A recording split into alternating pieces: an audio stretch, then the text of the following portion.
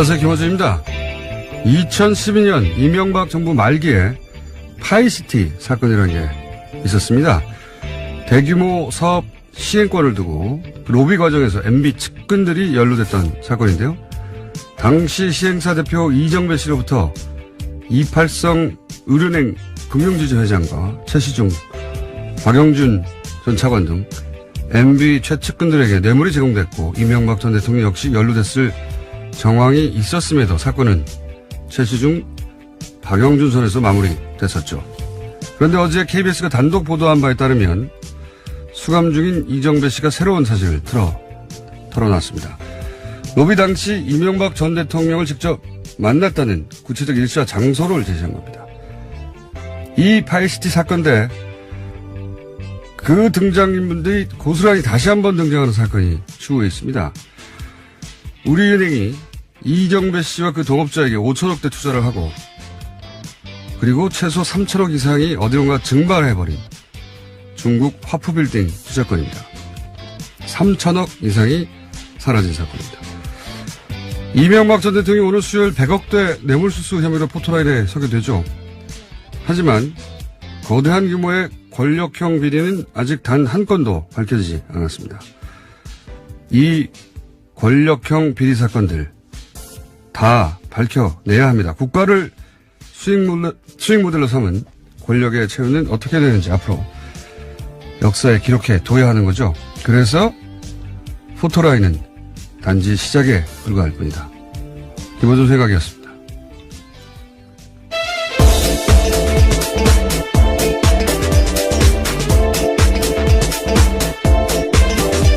시사인의 김은지입니다. 네. 이 파이시티 사건 진짜 오래된 거거든요. 네, 그렇죠. 갑자기 뜬금없이 어제 KBS의 단독으로 이야기가 나왔어요. 네, 당사자가 입을 열었기 때문인데요. 네, 이정배 씨라고.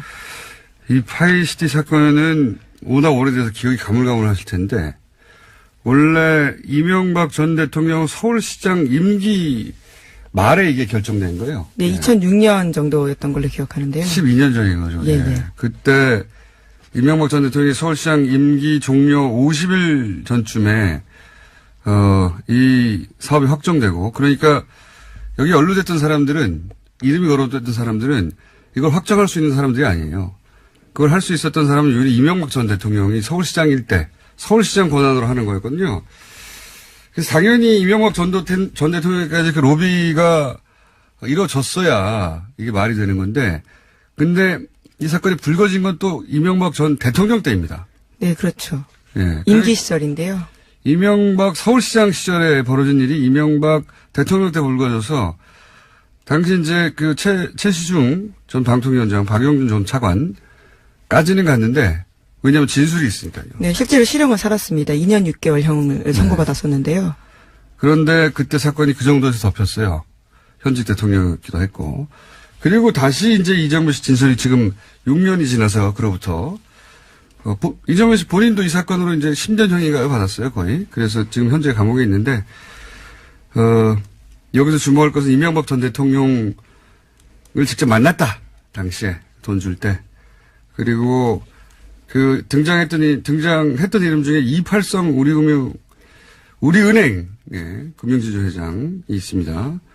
이분도 지금 현재는 22억을 이명박 전 대통령이 줬다고 해서. 네, 그렇죠. 문건이 나와서요. 그 관련된 비망록도 있다라고 합니다.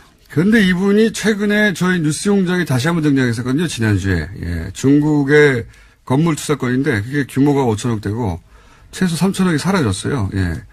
지금 이명박 전 대통령이 100억대 혐의로 포토라인에 있었는데 요거 한 건만 해도 3천억 대입니다. 예. 진짜 큰 사건 아니 손도 못 대고 있는 거죠. 손도. 그리고 뭐 자원외교, 4대강, 뭐 방산비 이런 건 아예 등장 안 했잖아요. 이거 조단이고 다 세금이거든요. 꼭 이 모든 사안을 수사를 해야 한다. 예, 하나하나씩. 그래서, 세금 그렇게 빼먹으면 큰일 난다는 거 기록해줘야죠. 네, 우선 내일 시작합니다. 자, 그건 그렇고요. 첫 번째 뉴스는요? 네, 트럼프 행정부의 주요 인사들이 북미 정상회담 추진을 지원하는 발언을 내놓고 있습니다. 회담 성사와 관련한 전제 조건 논란을 차단하고 있는 건데요. 마이크 폼페이오 CIA 국장은 대화를 위한 추가 조건은 없다라고요. 폭스뉴스와 인터뷰에서 분명하게 밝혔습니다. 이게 이제 북한 쪽에서 미사일 실험을 하지 않겠다. 그다음에 한미 군사 훈련은 계속해라. 그리고 이제 비핵화할 수 있다.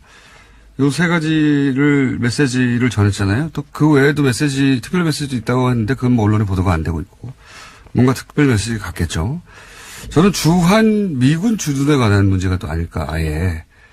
주한 미군 주둔 문제는 단순히 뭐 진보 보수의 문제가 아니라 미국의 입장에서 보면은 거대한 이권의 문제이기도 하거든요. 예. 무기를 팔아야 되잖아요. 우리나라에.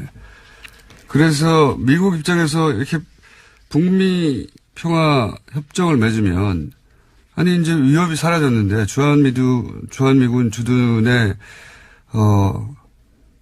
필요가 사라지는 거 아니냐. 그 논리적으로 고민이 될 텐데 북한이 그런 고민을 하지 마라. 계속 주둔해라.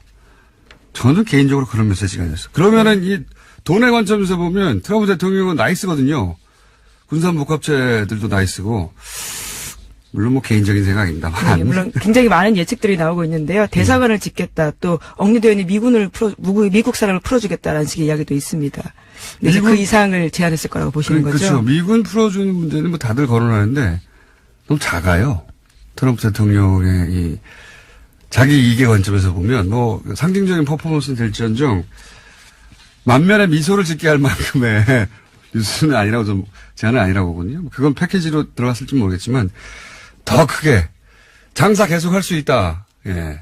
한반도에서 무기 이 제안이 가지 않았을까. 좀 개인적인 생각입니다. 어쨌든 이런 조건들에서 이제 그 미국의 극우 언론이라고 불리는 폭스에서 질문을 한 거죠. 도대체 조건이 뭐냐? 전제 조건이 있느냐? 근데 이제 이 이상의 전제 조건은 없다고 그런 거죠? 네, 그렇게 밝힌 거고요. 뿐만 아니라 다른 강요들도 이야기를 했습니다. 재무장관도 MBC 방송에 나와서요. 그런 비슷한 이야기들을 했고요. 또 라스샤 백악관 부대변인도 그 외에 추가적 조건은 규정된 것이 없다라고도 밝혔습니다. 이게 말이죠. 굉장히 희한한 데자뷰 같은 게 느껴져요. 이게 이제 우리 정부가 이 지금 북한 문제를 풀기 위해서 이를 진척시키다가 보수 언론으로부터 받는 공격을 갑자기 트럼프 백악관이 받고 있는 거거든요. 네, 굉장히 앞장서서 지금 방어하고 있는 입장이는데요. 그러니까요.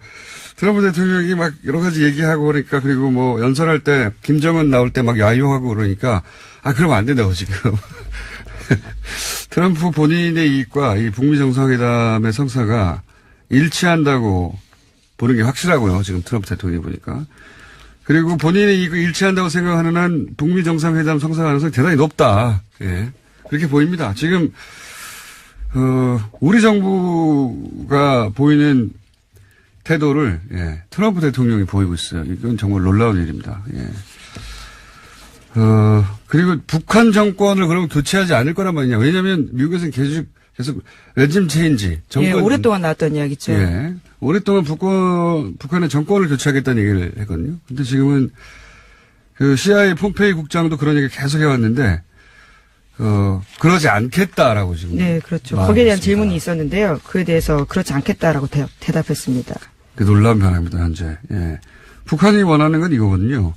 그게 뭐 공산주의든 자본주의든 삼인주의든 북한이 원하는 건 김정은 체제가 보장받기를 원하는 거잖아요. 예. 자기들 체제만 유증되면 뭐 지금 시장도 개방하겠다는 거고.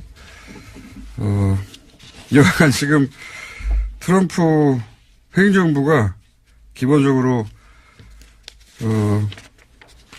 과거에 문재인 정부가 받던 공격을 받고 있고 문재인 정부가 하던 방어를 스스로 하고 있다는 거. 어떤 측면에서 굉장히 북한과 가까운 이야기들을 하고 있는 거죠. 북한이 원하는 것들을 트럼프 행정부 고위인사들의 입으로 지금 미국 국민들이 듣고 있는 중입니다. 예. 참 이런 날이 오네요. 예. 그런 뉴스들이 있고요. 예. 다음 뉴스는요. 네, 어제 정우영 국가안보실장이 시진핑 중국 국가주석을 만났습니다. 현재 중국은 최대 정치 행사인 양회가 진행되고 있는데요. 그 기간 동안에 외국 사절을 만나지 않던 관례를 깨고요. 정 실장을 접견한 겁니다. 시 주석은 중국은 한국에 가까운 이웃으로서 남북 관계가 개선되고 화해 협력이 일관되게 추진되는 점을 적극 지지한다라고 밝혔습니다. 정 실장은 또 오늘은 러시아를 방문할 계획입니다. 참 어제도 잠깐 얘기했지만 한국 중심의 다자 외교를 처음으로 하는 겁니다. 예, 다자 외교 판에 우리가 낀 적은 있어도 우리가 여기저기 돌아다니면서 빨리 당신들도 끼라고 다 잘 돌아가고 적극적으로 이야기하고 있는 거죠. 처음이죠. 이게 이제 시진핑 국가주석이 이 양회할 때는 외국 사절 안 만나고 국내에서 가장 중요한 행사이기 때문에. 근데 이제 만났다는 거는 생각해보시면 작년 전 세계에서 그 소위 유명자한 언론들의 외신 탑은 북한 문제였어요. 항상 북핵 문제. 왜냐하면 트럼프하고 김정은하고의 설전은 전 세계적인 그렇죠. 말폭탄을 주고받았었는데요. 화제였고 거의 이 전 세계적인 관점에서 지구 온난화 같은 이 글로벌 이슈였거든요. 이거 왜냐하면은 핵 전쟁이 일어날 가능성이 가장 높은 지역. 게다가 그 말폭탄이 전 세계에서 가장 강력한 힘을 가진 미국 대통령하고 전 세계에서 가장 예측 불허한다는 북한 사이에서 벌어지고 생중계 되잖아요. 네, 그런 불안감이 굉장히 고조됐었습니다. 저희도 그런 뉴스 많이 전해드렸었는데요. 물론 전쟁 안 난다라는 취지였지만요. 그러니까요. 근데 이제 제3국에서 보면 어떻게 될지 모르는 일촉즉발의 상황이었고 이렇게 글로벌 이슈처럼 다뤄졌어요. 지구온난화처럼 진짜로. 그보다 더 자주 다뤄졌죠. 그래서 이 문제를 푼다고 하는 것은 이 세계적 이슈가 해결되는 관점이라 이 이슈를 들고 이렇게 해결하겠습니다 하고 카드를 내밀면 다들 나오게 돼 있어요. 맞이하게. 예. 시진핑 주석도 튀어나오는 거죠. 예. 한국이 이런 외교적 지위에 오른 건 처음입니다. 그렇습니다. 중국에서 그렇다는 거고. 일본도 갔죠? 네, 서훈 국가원장이 갔는데요. 어제는 고노다로 일본 외무상과 면담했습니다. 고노 외무상은 현재 상황에 이르기까지 경주해온 한국의 노력에 경의를 표한다라고 발표했고요. 또 현 상황은 동아시아의 기적 직전의 상황이다라고 이야기했습니다. 앞으로는 한반도 비핵화 문제 해결을 위해서 한국과 긴밀히 협의하고 공조해 나가겠다라고 하는데요. 오늘은 서 원장이 아베 총리를 만나게 됩니다. 이것도 굉장히 이례적인 상황입니다, 진짜. 일본이 우리 말을 들으려고 기다리고 있고, 일본 입장에서는 오로지 제재 압박 얘기만 1년 내내 하고 있었거든요. 1년 내내 하다가, 우리 보수와 정확히 일치하게 얘기를 해왔어요, 그동안. 그래서 홍준표 대표가 이제 아베 총리를 만나러 가기도 했고, 정확히 일치해왔는데 차이가 있다면, 지금 일본 보수는 엄청난 속도로 태세 전환을 하고 있어요. 왜냐면은, 미국이 태도를 바꾸잖아요. 그렇죠. 트럼프 대통령 발언 전까지만 하더라도 그러지 않았습니다. 미국이 태도를 바꾸자 왜 일본은 전혀 모르고 있었냐. 재편 패싱 아니냐는 얘기가 엄청나게 쏟아지고 있고 그동안은 북한 긴장 관계를 통해서 지렛대 삼아서 아베 수상이 지지를 유지했다면 이제는 외교도 못한다. 버림받고 혼자 놀고 있다. 이게 지지를 떨어뜨려서 아니다. 우리는 미국과 같이 가고 국제 공조하고 있다고 태세전환을 해야 되는 거예요. 그리고 일본은 항상 미국의 동아시아 전략하고 정확하게 일치하게 자기들 전략을 세워왔거든요. 우리보다 한미동맹이 얘기를 더 많이 하는 곳입니다. 거기는. 완전한 일치. 트럼프 대통령이 이제 역대 미국 대통령은 항상 그 선을 유지해왔어요. 예, 에치슨 라인 얘기도 있고 오래됐지 않습니까? 이 얘기는. 근데 트럼프 대통령은 그거 신경 안 쓰거든요. 네, 그래서 당장 4월 달에 지금 정상회담 하겠다라는 건데요. 예. 그래서 이제 트럼프 대통령이 북한을 만나기 전에 일본 수상이 트럼프 대통령을 만나겠다는 일정을 막 잡고 있는 거예요. 예, 그렇죠. 예. 미일이 만난다라는 겁니다. 예. 그러면서 이제 본인의 뜻대로 트럼프 대통령을 움직이려고 하는 혹은 최소한 그런 노력을 하고 있다는 걸 보여주고 싶어 하는. 그러니까 미국으로부터 버림받는다는 공포가 일본에 있고 트럼프 대통령이 북한과 만날 게 거의 확실시 된다고 판단해서 일본 국내 언론들을 보면 빨리 적이 올라타야 된다. 이런 분위기가 있어요. 예. 또 아베 총리는 내국 정치에서 굉장히 또 몰려있는 상당히 거든요. 그렇죠. 예, 예. 일본 국내 정치 내에서 상황에서요. 예. 국내 정치 상황에서 굉장히 어렵지 않습니까? 계속해서 자신이 했던 거짓말이 드러나고 있어요. 네, 예. 사학 스캔들 관련해서 관련 공무원이 자살까지 한 정도입니다.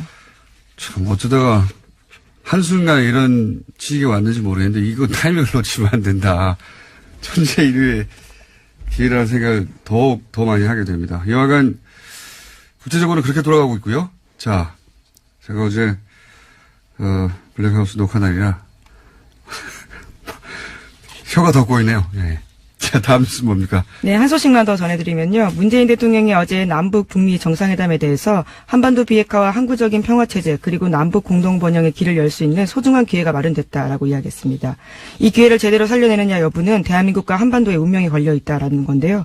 지금까지로서는 결과를 낙관하기는 어렵고 과정도 조심스러운 것이 현실이라면서 국민의 지지와 성원만이 예측 불가능한 외부적인 변수들을 이겨내고 회담을 성공적으로 이끄는 힘이 될 거다라고 밝혔습니다. 네. 여기서 한 발만 삐끗하면 모두가 다 틀어지니까 걱정이 많으시겠죠. 자, 다음 순요. 네, 어제 뉴스공장 이후에요. 포털 검색어가 경찰 댓글이라고 있었습니다. 어제 이명박 정부 당시 경찰도 댓글 작업에 동원됐다라는 한겨레 신문 보도가 있었는데요. 오늘 연이어서 또 나왔습니다. 이번에는 이명박 정부 당시 경찰이 인터넷 보수단체를 동원한 인터넷 여론조작 대응팀을 구성하려는 사실이 밝혀진 건데요. 한겨레 신문에 따르면 경찰이 동원하고자 한 보수단체 회원은 모두 7만 7천여 명이라고 합니다. 이것은 국회 이재정 의원실이 입수한 문건에 나온 내용이기도 합니다. 이거 지금 정말 상상을 초월하는 겁니다. 예. 사실은 시발단 의혹을 제기했을 때 이 의혹도 함께 있었어요. 근데 말을 할 수가 없었던 게 구체적인 이런 문건이 없었기 때문에 시발단만 하더라도 사무실을 저희가 찾아냈었거든요. 급습도 예. 했었죠. 급습을 한 것은 KBS. 예, 선관위랑 KBS가 같이 했죠. 예. 그 사무실을 찾아낸 건 저희입니다, 사실은. 그렇게 제보를 그쪽에다 한 것이지. 여기는 문건을 찾아낼 수가 없어요. 근데 지금 처음으로 문건이 나온 겁니다. 근데 당시 규모가, 왜냐면 그리고 음모론이라는 비판을 하도 많이 받아가지고 뭐를 특정하고 얘기를 해야 하는데 지금 이제 드디어 문건이 나왔는데 이게 어마어마한 겁니다. 경찰 내부에서 88명, 보안요원 1860명, 보수단체 회원 7만 명. 네, 그렇죠. 네. 정말 많습니다. 이게 이제 만약에 그때 이런 얘기 했으면 또 그걸 엄청 먹었겠죠, 제가. 근데 이게 이성적, 합리적 추론을 넘어서는 거예요. 생각해 보십시오. 경찰이 나서가지고 지금 경찰 조직이 한 2,000명 가까이 그리고 보수단체 회원 7만 명 가까이 동원해서 댓글 공작을 하겠다는 상상을 어떻게 정상적으로 할 수 있어요. 근데 그런 문건이 나온 거예요, 이게. 네, 계획도 3단계로 나눠서요. 사전 대응이 필요한 단계, 여론 확산이 필요한 단계, 또 광범위하게 확산됐을 때를 나눠서 어떻게 대응해야 될지 다 나와 있습니다. 자, 이거 엄청난 일입니다. 이 사안은 저희가 잠시 후에 이철희 의원하고 또 한번 짚어볼 예정이고요. 이 내용을 보면 MBC도 보도했는데 엄청난 내용이거든요. 복사해서 퍼날라라 이런 얘기 구체적으로 있고 보면. 네, 또 차명 아이디 또 네. 만들라고 하고요. 면대면 구두 지시로 반드시 해라라는 내용도 있습니다. 그러니까 은폐하기 위해서 스스로 문제된다는 걸 알고 있다라는 거죠. 경찰이 보수단체 회원 7만 명을 동원할 계획을 세울 정도예요. 그러니까 포털에 제가 최근에 매크로가 돌고 있는 것 같다. 댓글보다 다시 나타나고 있는 것 같다. 아무리 얘기해도 주류 미디어는 다루질 않는데 그러면 안 됩니다. 제 오랜 경험과 봐온 근거를 가지고 하는 얘기, 이런 일이 있어요, 지금도. 누가 하는 건지는 모를 뿐. 자, 시간이 거의 다 돼가지고요.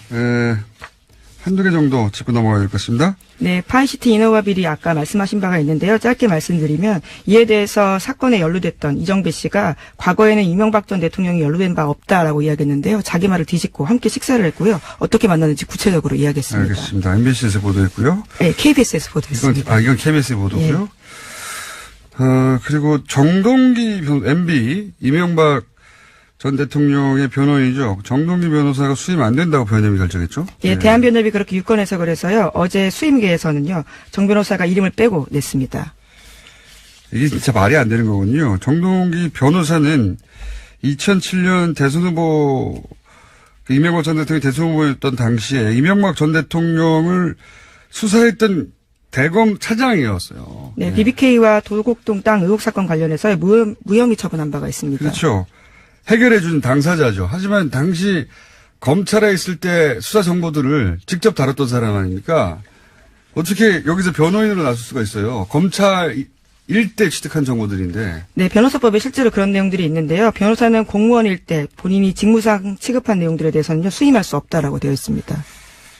예, 한 가지만 더 하고 넘어가야 될 것 같아요. 굉장히 재밌는 뉴스라. 예, 정의당 의원들이 민주평화당이 제안한 공동 원내 교섭단체 구성을 추진하기로 의견을 모았습니다. 의원단의 결정은 어제 당 지도부와 의원들로 구성된 상무위원회를 거친 다음에요. 오는 17일에 결정되게 됩니다. 이게 얼마나 이례적인 조합인지, 그 이전에는 상상하지 못한 조합인지는 박지원 전 대표와 노회찬 대표가 같이 간다 생각해 보십시오. 두 분의 그림을. 예.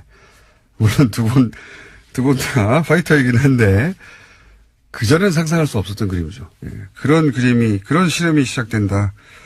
대단히 흥미로운 실험이라고 봅니다. 자, 오늘 여기까지 하겠습니다. 시사인의 김은지였습니다. 감사합니다.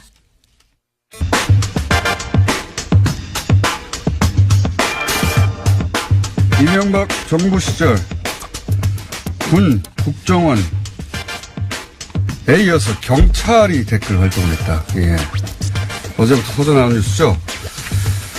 더불어민주당 이철희 의원 스튜디오에 나와 계십니다. 안녕하십니까? 네, 안녕하십니까? 큰 건입니다. 예.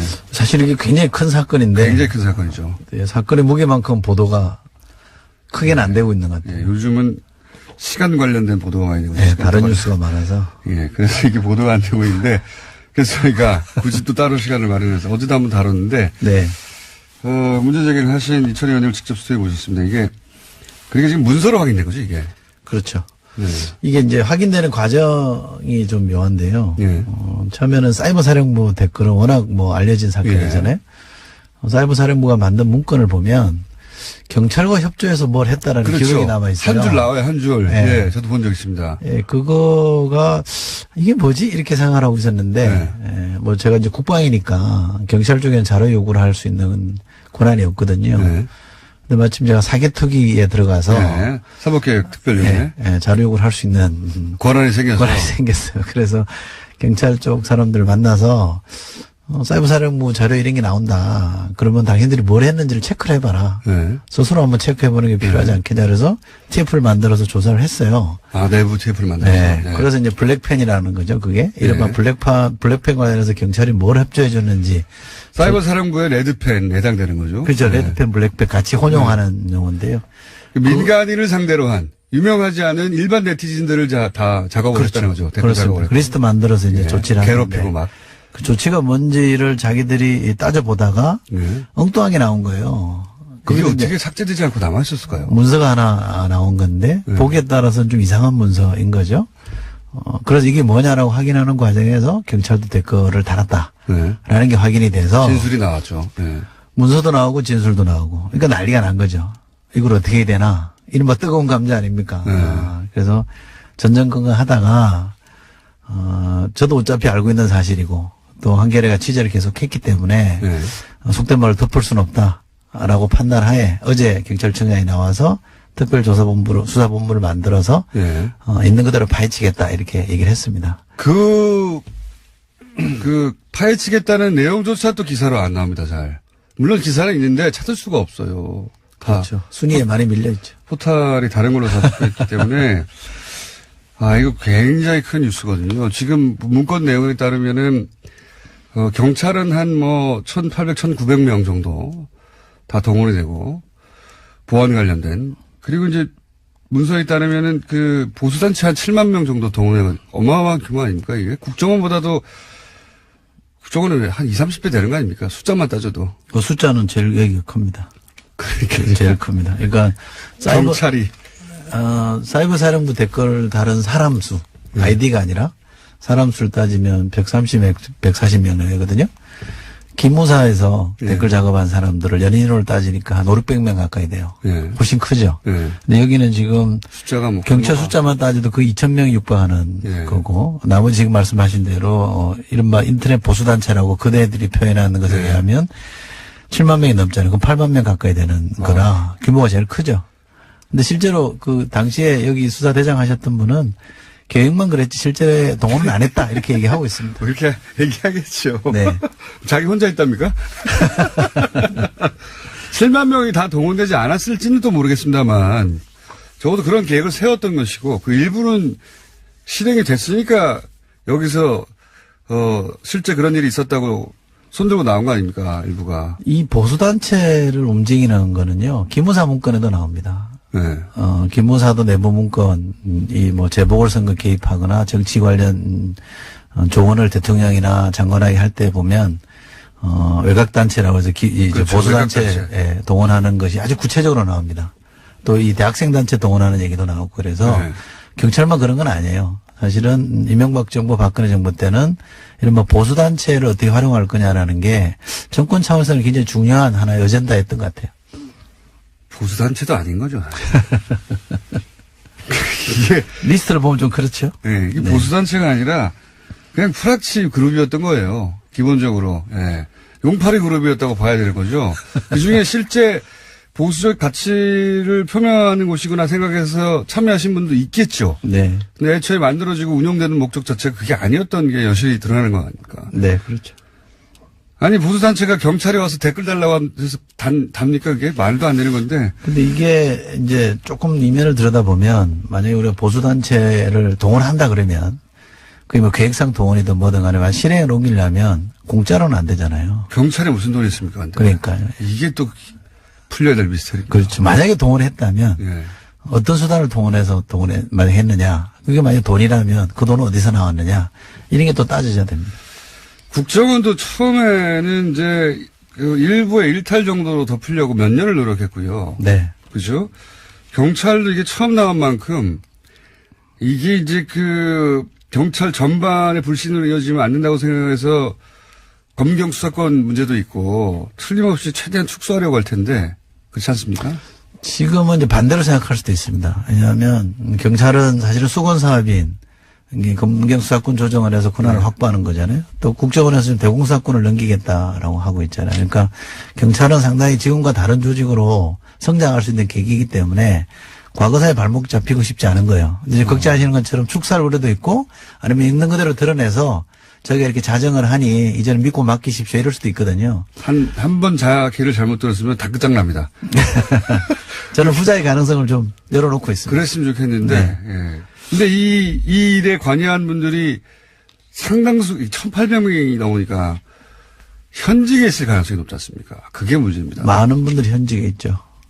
게다가 그분들이 예를 들면 사이버 수사대 이런 사건을 수사하라고 만든 곳에서 이런 일을 했으니까 자기 부정도 해야 되고 해야 되는데 이게 쉽겠는가. 국방부한테 스스로 조사를 맡겼을 때 국방부가 항상 축소됐듯이 그런 우려가 있습니다. 그런 우려 있는 건 사실입니다. 네. 그래서 이제 계속 들여다보고 관심을 갖고 이제 문제 제기를 해야 되는데 국정원도 보면 정권이 바뀌고 나서 새 정부 들어서고 나서 내부 적폐 청산하는 거를 대대적으로 했거든요. 제대로 했습니다, 사실은. 네. 그리고 국방부 내 재조사 테이프를 만들어서 심도 있게 합니다. 그래서 기무사 댓글도 밝혀냈거든요. 그러니까 지도부가 경찰청 지도부가 얼마나 의지를 갖고 하느냐가 관건이기 때문에 저는 그 의지만 갖게끔 독려를 제대로 하면 할 수 있을 거라고 보고요. 안 그러면 수사권 조정인 인원의 사법개혁이 다 헝클어지죠. 이 가장 큰 의문은 이 정도 대규모 작업이었는데 어떻게 몰랐을까요? 경찰 내부에서. 경찰 내부에서 이거 어떻게 보안이 유지가 됐느냐. 그러니까요. 경찰은 워낙 큰 조직이라 네. 그리고 다양한 성향의 사람들이 섞여 있기 때문에 일괄 통제가 안 된다고 알려진 그렇죠. 거거든요. 예. 그렇죠. 기본적으로 너무 방대해서. 네. 그래서 이 문제를 들여다보는 분들이 경찰대 라인을 좀 주목을 합니다. 경찰 내라니요? 네. 이 사건과 관련해서도 핵심 라인 개선상에 라인 선상에 경찰대 출신들이 있어서 경찰대 출신들이 이걸 다 경찰대 전부가 관여한 건 아니지만 관여한 사람들은 경찰대일 확률이 높다. 실제로 확인된 겁니다. 그래서 그래요? 이 경찰대 라인이 일사불란하게 움직인 거 아니냐 이런 가설을 갖고 보는 분들도 있는데 아직 확인된 건 아니고요. 네. 그 자리에 있었다는 경찰대 출신은 맞지만 그분들이 짬짬이를 해서 뭔가 했다는 건 아직 확인이 안 됐기 때문에 조심스러운 점은 있고요. 운이 좋았다고 봅니다, 저는. 왜냐하면 댓글 사건이 맨 처음에 공론화된 거는 국정원에서 터졌잖아요. 국정원께 터지고 네. 그다음에 사이버사령부께 네. 터졌잖아요. 그때 아마 기무사하고 경찰은 지우기 바빴을 겁니다. 엄청나게 지원했겠죠. 그렇죠. 모든 증거를 인멸하기 위해서 저거 쟤들 죽는 거 봐. 그러면서 그렇죠. 예. 그거 지우기 바쁘고 뭐 서로 말 맞추기 하고 이랬던 거라 숨겨져 있었던 건데. 그걸 몇 년간 했을 텐데요. 몇 년간 했죠. 그래서 이게 나온다는 게 기적적입니다. 지금. 기적이죠. 근데 진실은 어딘가서는 단서가 있는 것 같아요. 아 근데 그게 이제 말을 하긴 좋은데 그때 당시 PC 다 날려버리면 되거든요. 그렇죠. 예. 그게 네. 어떻게 저는 이 문서가 남아있다는 자체가 기적적이라고 봐요. 그러니까 제가 사이버 사령부나 군의 댓글 공장을 보면서 놀란 거는 많이 지웠어요. 네. 근데 엉뚱한 데 남아있어요. 예를 들면 청와대가 회의를 소집해서 군추를 타워 역할을 했거든요. 청와대 회의록은 없어요. 근데 회의 갔다 온 사람들이 자기 부대장한테 보고한 문서가 남아있어요. 그 본인들이 예상했던 곳이 아닌 곳에서 태어난다. 그렇죠. 예. 네. 야, 경찰, 이게 이 뉴스가 나오자마자 또 지우기 시작했을 겁니다, 이제. 다시 찾아가지고. 이게 정말 어디까지 밝혀질지 모르겠는데, 지금 이제 경찰 내부적으로 착수한 거죠? 하고 있습니다. 예, 네. 어제부터 했고요. 꼭 우리가 좀 알았으면 하는 큰 틀은 이런 겁니다. 2008년 2월 달에 이명박 정부가 등장을 했잖아요.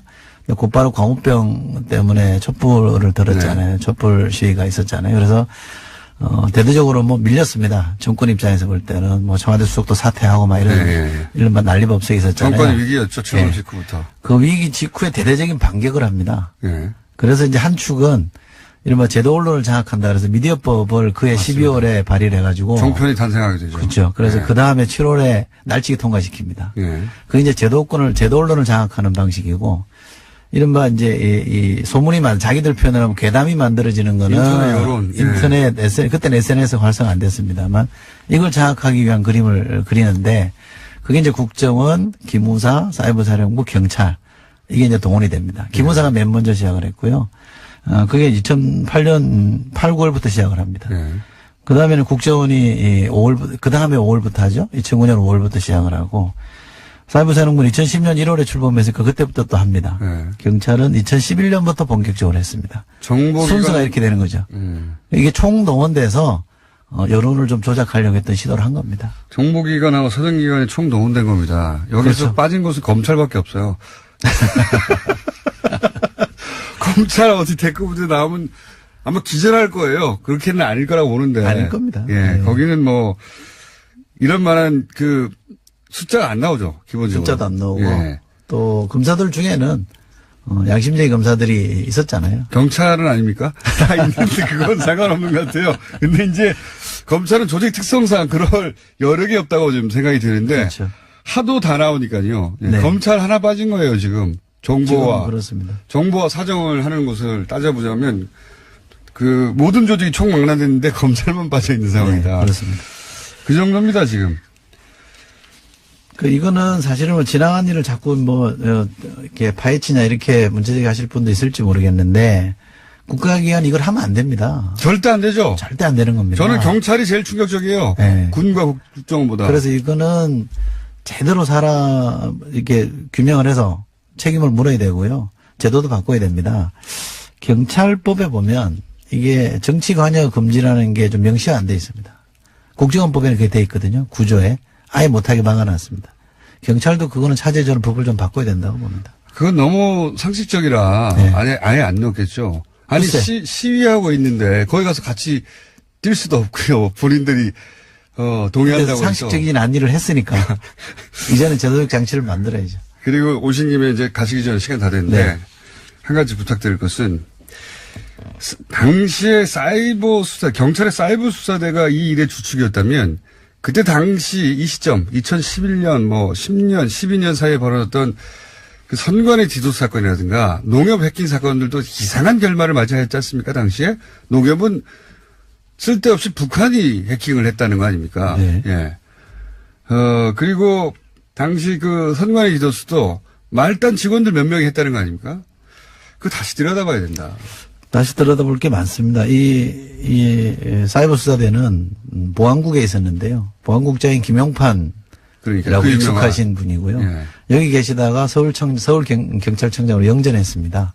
그리고 2012년 대선 사흘 전에 국정원 댓글은 없었다라고 확인시켜주는 심야 기자회견을 했던 분이죠. 경찰에서 댓글 공작하던 대장이 국정원 댓글 공작 없다고 말한 거 아닙니까? 그렇죠. 자기들이 댓글 공작 하고 있을 때 이게 말도 안 되는 코미디 같은 일이 그때 있었던 거예요. 정말 참 요거 네.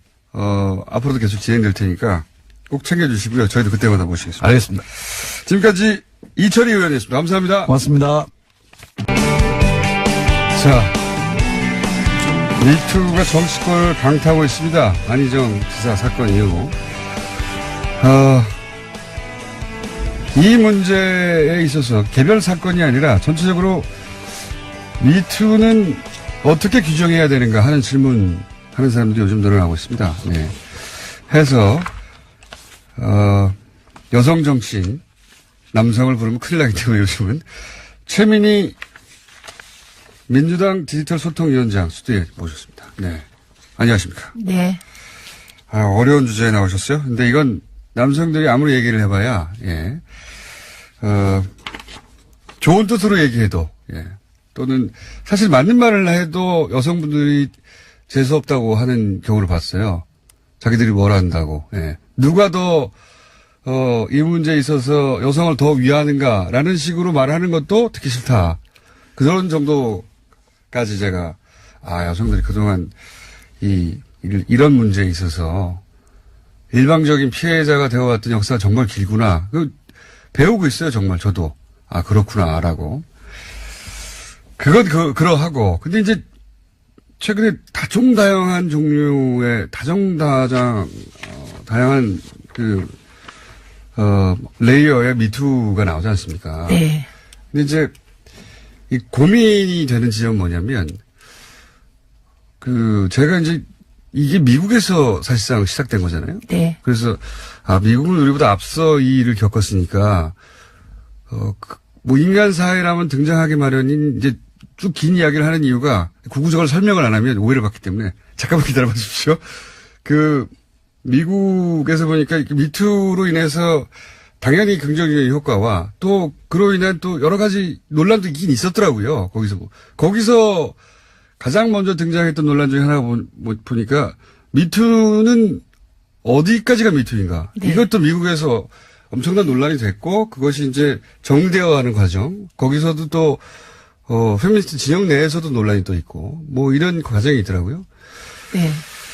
지금 첫 번째 질문은 미투는 어디까지를 정의해야 하는 건가? 네. 일단 공장장님이 되게 고생을 하신 것 같은데 저는 미투를 지켜보고 저도 사실은 지금까지 오면서 이런저런 성희롱이나 이런 거를 지켜보기도 하고 받아봤겠죠. 그러니까 네. 저는 90%의 여성이 성추행을 경험한다는 김여진 씨의 말이 나왔을 때 제 가까이 있는 사람들도 다 그 얘기를 해요. 네. 이거는 남자들이 이해할 수가 없다.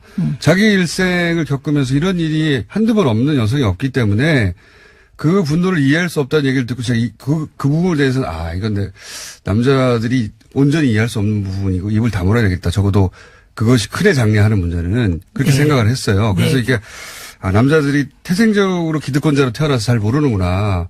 우리나라는 더 그렇죠. 네. 그런데 우선 제가 드리려고 했던 말은 이 미투나 성추행 사건이나 성폭력 사건이 터졌을 때 그리고 그에 대해서 발언을 할 때 그 발언에 대한 오독이 참 많은 것 같답니다. 네. 그러니까 공장장이 얘기했던 미투를 정치적으로 이용하려는 사람들이 있고 그게 복잡한 결과를 낳을 수 있다는 것은 저는 맞는 말이라고 생각합니다. 그게 많이 오독된 것 같아요. 네. 그래서 근데 오독될 만한 상황이 있다는 것도 제가 이해했어요. 예. 그렇죠. 예. 그래서 그 상황만 이해하면 표현이 좀 달라질 것 같습니다. 그러나 네. 근본적인 취지를 이해하는 사람도 많이 있다. 그러니까 좀 위로 받으셔도 되고요.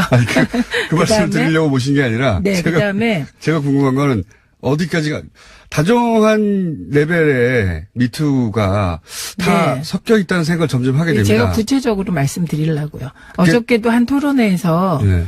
예를 들면 민병두 의원 사건이 미투냐 아니냐를 가지고 토론이 붙은 적이 있습니다. 그래서 우선은 근데 이제 민명도 의원은 자당 소속의 의원이니까 네. 그 얘기를 하기 전에 미국에서는 어떻게 정리해서 지금 그 얘기를 하려고. 티라나 버크라는 사람이 미투의 예. 창시자인데요. 아, 그래요? 예. 기준을 한 5개 정도 얘기했습니다. 아, 이미 이런 논란을 거치면서 미투가 이렇게 인식됐으면 좋겠다. 미국에서도 이 논란이 있었어요. 보니까 저 당연히 찾아보니까. 있죠. 있고 예. 근데 첫 번째가 뭐냐면 예. 성별과 무관하다. 첫 번째가 네, 성별과 무관하고 성폭력 피해자들을 드러내고 보호해야 한다. 드러내고 보호해야 된다. 예, 그다음에 두 번째 그러니까 여기는 남성이든 혹은 뭐 나이가 어리든 상관없이 성별과도 무관하고 네. 그다음에 두 번째는 제가 여성 피해자가 많기 때문에 예. 미투를 여성이 주도하는 것은 당연한 일이다. 당연하다. 그러나 남성을 적으로 돌려서는 안 된다. 이게 두 번째고요. 그런 우려를 하게 됩니다. 예, 네. 최근에. 예. 그다음에 세 번째는 성폭력 피해를 주장하는 사람에게 예. 그 느낌을 강요해서는 안 된다. 그게 어떤 피해, 의미냐면? 이게 무슨 말이냐면 예. 지금 아까 이해하지 못한다고 하셨잖아요. 남자들은 잘 이해를 못해요. 그렇죠. 그런데 그게 무식해서 혹은 관심이 없어가 아니라 그 입장에 서본 적이 없어 그래요. 예, 그래서 그까짓 거 갖고 뭘 그래. 예, 그렇죠. 그건 너무 예민하게 느끼는 거 아니야. 그렇죠, 요걸 그렇죠. 얘기하는 겁니다. 아. 예. 그다음에 네 번째는 명망가들의 운동 참여는 부정적이지 않다. 권장한다가 아니고 부정적이지 않다. 예. 이거 왜 이런 말을 했는지 가늠할 수 있을 것 같죠. 명망가들이 참여하게 되면 관심이 딴 데로 갈 수 있다. 그런데 부정적이지는 않다. 이렇게 본 필요한 겁니다. 부분도 있다는 거네요. 그렇죠. 네. 그다음에 요게 이제 중요한 건데 최근에 이게 성폭력 성추행 대책위가 아니라 젠더폭력 대책위 이런 표현이 나오잖아요. 예. 그것이 성폭력 성추행은 젠더폭력에 비해서는 오히려 그 작은 개념일 수 있다고 봤기 때문에 예. 펜스로를 경계해야 한다. 펜스를 공개한다. 예, 네. 우리가 흔히 2차 피해라고 하면 2차 피해 여성이 뭐 행실이 안 좋다거나 이런 식 예, 예. 조사 과정의 피해를 얘기하잖아요. 근데 그게 아니라 펜스롤 직장 내에서 이제 여자를 배제하는 거예요. 이것도 미국에서도 엄청나게 화제가 네, 됐더라고요. 네. 미국에서도 어떻게 피해야 하는가. 남자 입장에서는 이게 이제 물론 졸렬하고 방어적인 반응이긴 한데 가늠을 못하는 거죠. 어디까지는 되고 어디까지는 안 되는지. 네, 그래서 펜스를 경계도 강조했습니다. 그래서 네. 이게 다 나왔군요 거기서도. 예, 일상적인 여성 배제가 여성들의 사회 진출 내지는 승진을 막게 될 수 있고 네. 이것으로 인하여 또 다른 피해가 발생할 수 있다. 그래서 되게 요 5가지 정도를 기준으로 했고요. 네.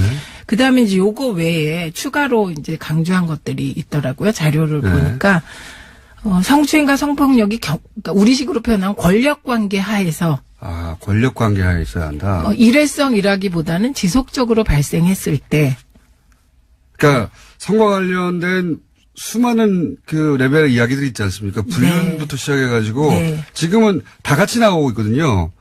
어떤 정치인은 불륜 관련된 이야기고 어떤 정치인은 뭐 본인이 이제 그 현역 의원이 아니었을 때 얘기도 있고 뭐 짬뽕 돼서 나오기도 하고 물론 정치인이 아닌 경우도 있고 다종다양한 물론 다 있어서는 안 되는 일입니다만 근데 미국에서 이게 권력 관계에 의한 것이 미투다라고 그러니까 정리가 되기 상하 시작해서? 관계. 상하 관계. 예, 이거는 뭐 기본이고요. 그래서 제가 3가지 관계. 정도를 지금 이제 미투가 되려면 이게 네. 표현이 좀 그렇지만 미투는 3가지 요소가 있는 것 같아요. 첫째가 권력 관계. 이게 미국에서 정리된 겁니까? 기본적으로? 아니요. 이건 예. 제가 정리한 아, 거예요. 이걸 다 네, 보고. 보고 나서 지금 혼란스러워서. 너무 혼란스러워요. 네, 첫 번째가 그렇고 두 번째가 직업적 가치가 훼손되거나 피해자들의 직업적 가치가 그다음에 미래의 직업적 가치를 훼손당할 수 있을 때 미래의 직업적 가치가 훼손. 그다음에 세 번째가 성추행과 성범죄가 동반할 때 이 3가지 요소가 예. 지금 얘기하는 미투를 그나마 정리할 수 있는 게 아닌가 싶습니다. 그래서 왜 제가 직업적 가치 훼손이라는 거 예를 들면 저 사람의 그 성추행을 내가 거부했을 때 내가 잘리지 않을까? 이런 우려. 그다음에 대학이나 고등학교에 있는 여학생들이 선생님이 나를 성추행하는데 내가 혹시 이러다가 수행평가 점수를 잘못 받지 않을까? 이건 미래의 직업적 가치 훼손에 대한 우려잖아요. 그게 동반되어야 이게 이제 지금 권력관계의 미투의 의미가 아닐까. 근데 너무 혼란스러워서 정리해봤습니다. 한 번 더 모실게요. 네. 제 네. 고민을 많이 하게 되었고요. 네. 네. 최민희 의원이었습니다. 벌써 끝났어요? 3분 좀 더 나오실래요?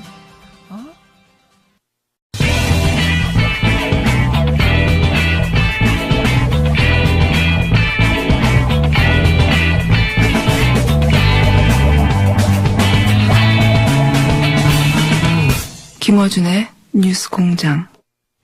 민당 최민희 의원과 함께 미투에 관한 이야기 나누고 있습니다.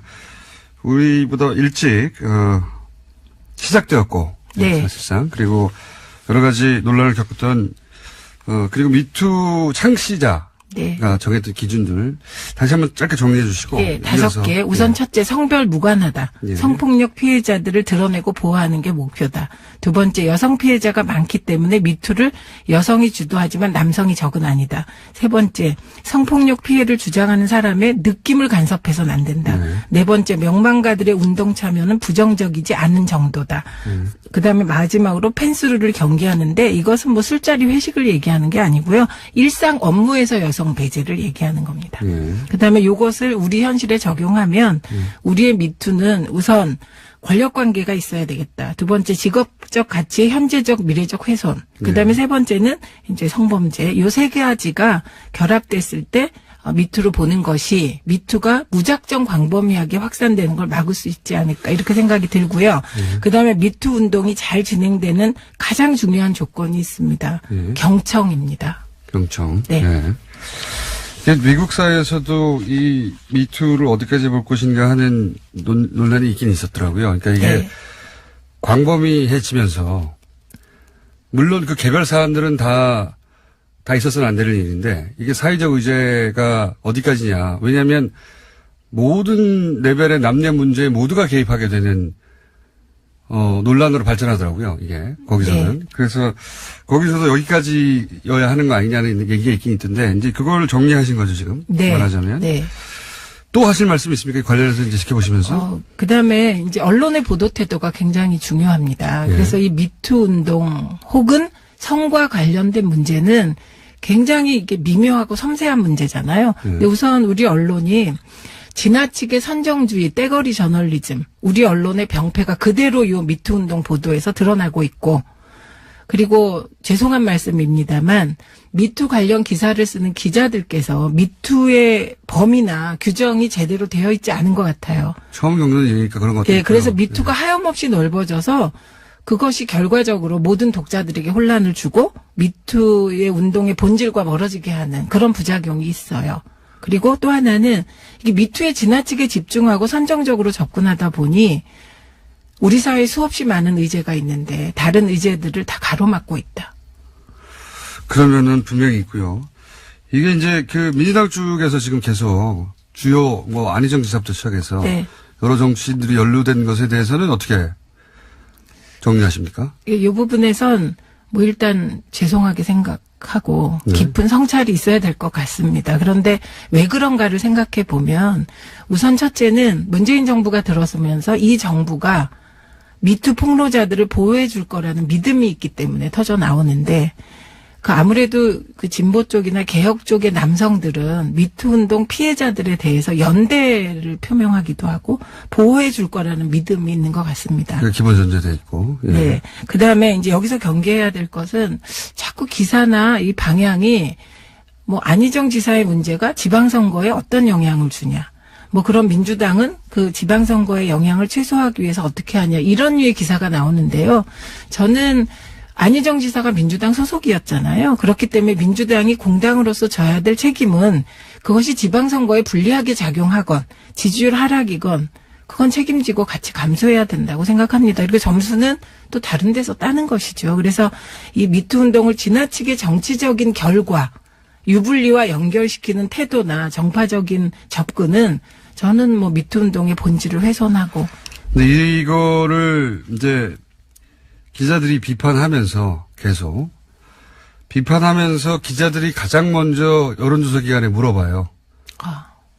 예를 들어서 이런 건이 터지면 가장 먼저 이거 여론조사 그 여론이 어떻게 반영되고 있냐, 지방선거 어떻게 될 거 같냐, 본인들이 정작 가장 궁금해합니다.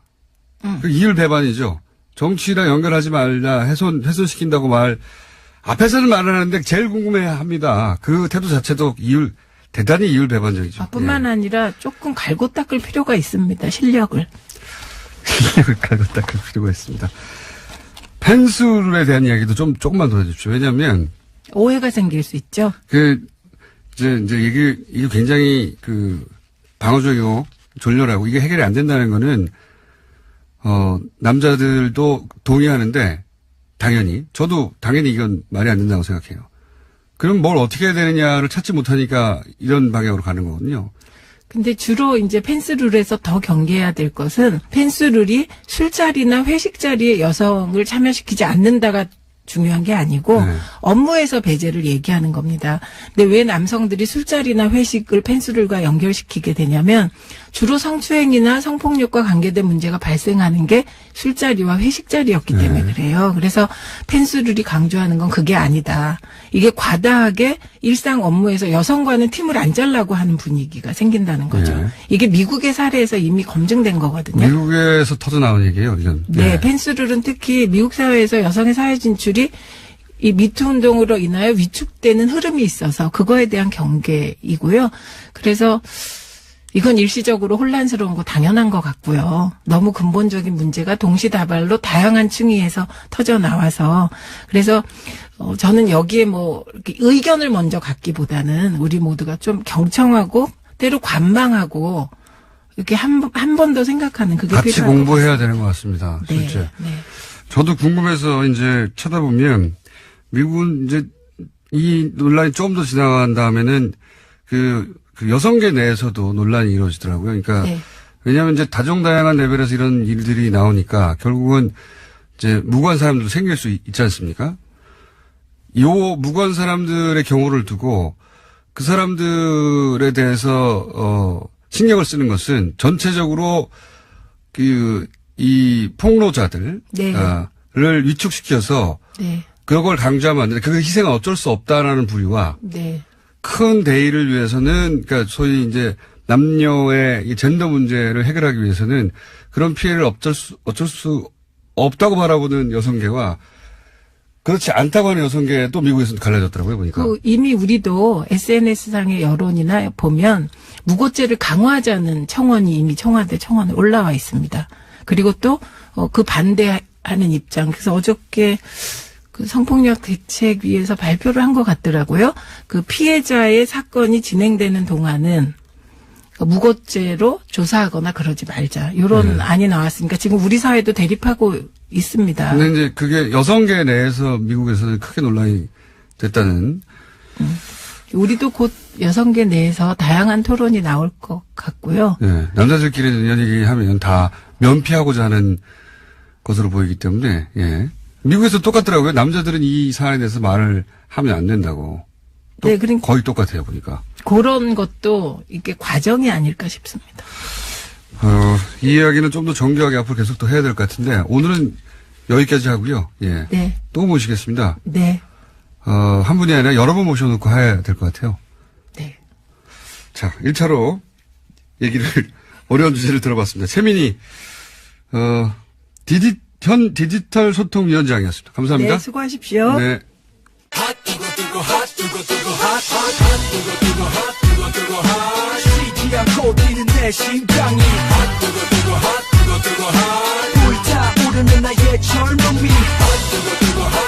자, 하태경 최고위원님 나오셨습니다. 안녕하십니까? 예, 네. 태경입니다. 네. 근데 요즘 공장장님이 저보다 더 핫해서 제가 위기의식을 느끼고 원래 핫합니다. 네. 원래 핫한데 어제 오늘 뉴스는 그거 가짜 뉴스예요. 네. 요즘 진지가 왜곡됐다는 거죠. 완전히 왜곡된 게 아니고 정반대. 근데 이제 뭐 그러니까 이제 기획 세력은 없다. 아니 제가 미투 사전 기획 세력은 없다. 미투 그러니까 예를 들어서 안희정 정봉주를 공작이라고 해 이런 식으로 보도가 됐어요. 그런 말조차 한 적이 없어요. 그러니까 안희정 정봉주는 사전 기획 세력이 없다. 그죠? 그런 말을 한 적이 없어요. 아예. 개인의 그 자기 용기에 의해 나온 미투다. 순수 미투다. 그러니까 그죠? 그렇게까지 나가지도 않고 그 말 자체를 하지도 않았어요. 아예. 없다. 아예. 그러니까 언론계에 네. 참 이렇게 저게 많은 거죠. 많은 거네요. 네. 아, 예. 그런 말 자체를 하지 않았고 안희정 정봉주까지 참 여기까지가 답니다. 그런 다음에 물어보시니까 그러니까 왜냐하면 저희 지지층에서 불만이 많아가지고 꼭 좀 물어봐 달라. 아니 그거는 방송이 인터넷에 떠 있어요. 그러니까 있어요. 떠 있는데 기사가 텍스트로 나오잖아요. 그 텍스트가 그렇게 왜곡하는 겁니다. 그러니까 전부터. 사후에 이걸 정치적으로 이용하는 사람들은 눈에 보이잖아요. 이건 그래서 그래서 보이는 것이고 그 사람들에 대해서 예를 예를 들면 공작이라고 할 수는 없죠, 그죠? 아니, 그게- 정치적으로 악용하는 거지. 그게 공작적 마인드라는 겁니다. 아, 제가 마인드, 공작적 마인드. 아니 들어보시면 돼요. 근데 공작이라는 단어 왜 이렇게 좋아해요? 아니 그게 공작이 아니고 뭡니까? 사후에 그냥 생각해 그러니까 보십시오. 여기서 공장장님이 이야기하는 공작이라는 개념은 굉장히 폭넓은 개념이다. 이렇게 이해하시면 되겠네요. 정치적으로 예. 상대방이 정치적으로 이용할 사안이 아닌데 그렇죠. 공격에 처했을 때 이용하는 건 다 공작인 거죠. 기본적으로 그런 마인드죠. 근데 그런 의미다. 예, 근데 아니 실제로 구체적으로 방송 내에 근데 실제로 공작적 마인드가 있는 분이 계시거든. 홍모모 씨라고. 누군가 기획했죠. 이렇게 생각하시잖아. 아니, 그러니까 그런 게 있으니까 비슷한 류의 이야기가 나오면 국민들은 저게 같은 유다. 이렇게 지금 오해를 받게 딱 좋으니까. 아니죠. 같은 이유로 만드는 공작이 또 있는 거죠. 또 있는 거다. 생각해 보십시오. 제가 한 말은 실제로 방송에 그대로 떠 있는 건 공장장님은 공작의 희생양이다 지금. 아니죠. 또 한 번 나온 거죠. 제가 싫은 사람들이 있겠죠. 물론 그렇죠. 좋아하는 사람도 있겠죠. 근데 이제 잘 걸렸다 단어가 나오니까 이번에 예를 들어서 구체적도 예를 들어요. 예를 들어서 자유한국당에서 문재인과 엮을고리를 찾는다. 그런 기사가 나와요. 미투를. 미투를. 네. 네. 요런 거라든지 또는 그건 있죠. 예를 들어서 엮지 않더라도 탁현민 행정관을 끼고 도는 거는 정말 잘못된 거예요. 그러니까 자, 보십시오. 그게 아니라 여기 이때까지 나왔던 등장한 모든 인물을 다 엮어요. 그 사람들을 네, 그거는 모두. 그렇게 그런 바보가 한국당에 있을 수 있죠. 있는데 안 통하지 그렇게 하면. 또는 구체적인 사례로 미투하고 세월호하고 엮어요. 그거 신문 기사로 있습니다. 그런 기사들이 어리석은 분이 계실 수가 있는데. 어리석은 분이 아니라 신문 기사로 존재해요. 문제는 전혀 안 통한다는. 제 말은 그런 예를 들잖아요. 그런데 맨 앞에 제가 안희정과 정몽주까지 그런 말을 한 다음에 단어 공작을 붙이는 거예요. 그런 다음에 김호준이 안희정을 공작이라고 했다고 기사를 써버려요. 이게 공작이지 뭡니까? 알겠습니다. 오늘 제가 인터뷰를 사기예요, 하네요. 사기. 오늘 본론. 아니 갑자기 얘기를 꺼내시니까 갑자기 열이 확 올라가지고. 근데 미투도 제가 좀 하고 싶은. 한 가지 더 얘기해 볼까요? 제 이야기 오늘 할게요. 이 주제 적어도 어제 오늘의 기사 관련해서는 제가 할 말이 정말 많아요. 근데 뭐 꺼내시니까. 그러니까 의원님도 신문 기사 나온 거가 정리해 오신 거 아닙니까? 제가 직접 보진 않습니다. 예. 근데 그러니까- 어제는 프린트를 해오라고 해서 봤는데 약간 오해 소지가 있긴 하더라고요. 아니 이게 보시라니까 신문 기사를 프린트해서 보시지 마시고 신문 기사를 기사 말고 녹취. 아니 녹취도 제대로 안 됐더만 보니까요. 그런가요? 그냥 5분밖에 안 돼. 들어보세요. 정반대예요 완전히. 이쪽 한쪽 당에서 나온다고 하는데 그게 아니라 그 효과를 봐야 된다. 정반대죠? 분명히 잘 꺼내주셨어 아주. 저 혼자는 할 수 없는데 한쪽에서 나온다고 그러니까 하는데 결론만 얘기하면 될 것 같아요. 좀 명쾌하게 이 미투의 공작 세력은 없다. 확인하지 못했다. 그게 더 아니 그 말이 정확한 아니죠. 이야기겠죠. 그걸 이용하려는 공작 세력이 그러니까 있다는 사전 거죠. 공작 세력은 확인하지 못했다. 확인하지 못했다. 그지? 그렇게 말씀하시면 또 왜곡되는 겁니다. 그러니까 사실상 없다. 자, 다음에는 방송을 한번 보시고 알겠습니다. 거기에 굉장히 긴 얘기를 했어. 젠더 역사에 대해서 얘기하고 그다음에 JTBC는 칭찬받아야 된다고 했는데 거꾸로 JTBC는 전 잘 모르겠어요. 그건 뭐. 아니 그러니까 제 말은 그 말 한마디를 다 자, 오케이. 다 반대로 해석한 다음에 그 기사를 뿌린 다음에 그걸로 우리 당 대변인이 한마디 했어. 바른 그래서. 미래당에서 저보고 꺼지라는 거 아닙니까? 거꾸로 방송을 듣고 말하세요. 아무튼 제가 그건 잘 걸렸어요, 우리 당 아주. 대변인한테 한마디 할게요. 근데 아무튼 자. 미투에 대해서 내가 네. 곰곰이 생각을 많이 해보고 네. 제 나름대로 어떤 종합된 결론이 있어요. 결론. 네, 그걸 좀 이야기하고 싶습니다, 오늘. 그게 뭐냐면, 조심해서 하십시오. 예. 근데 예. 왜냐면 이게 우리 좌파 운동권, 저도 좌파 운동권 출신이기 때문에 네. 어떻게 보면 정확하게 주사파라고 해주십시오. 주사파 포함한 이 운동권이 아니 본인이 그 파 출신이었다. 네, 그렇죠. 운동권이 전 솔직히 비주사 NL인데 아무튼 네. 범주사라 하면 네, 범주사. 이 주사 PD 할 것 없이 이 운동권 세대가요.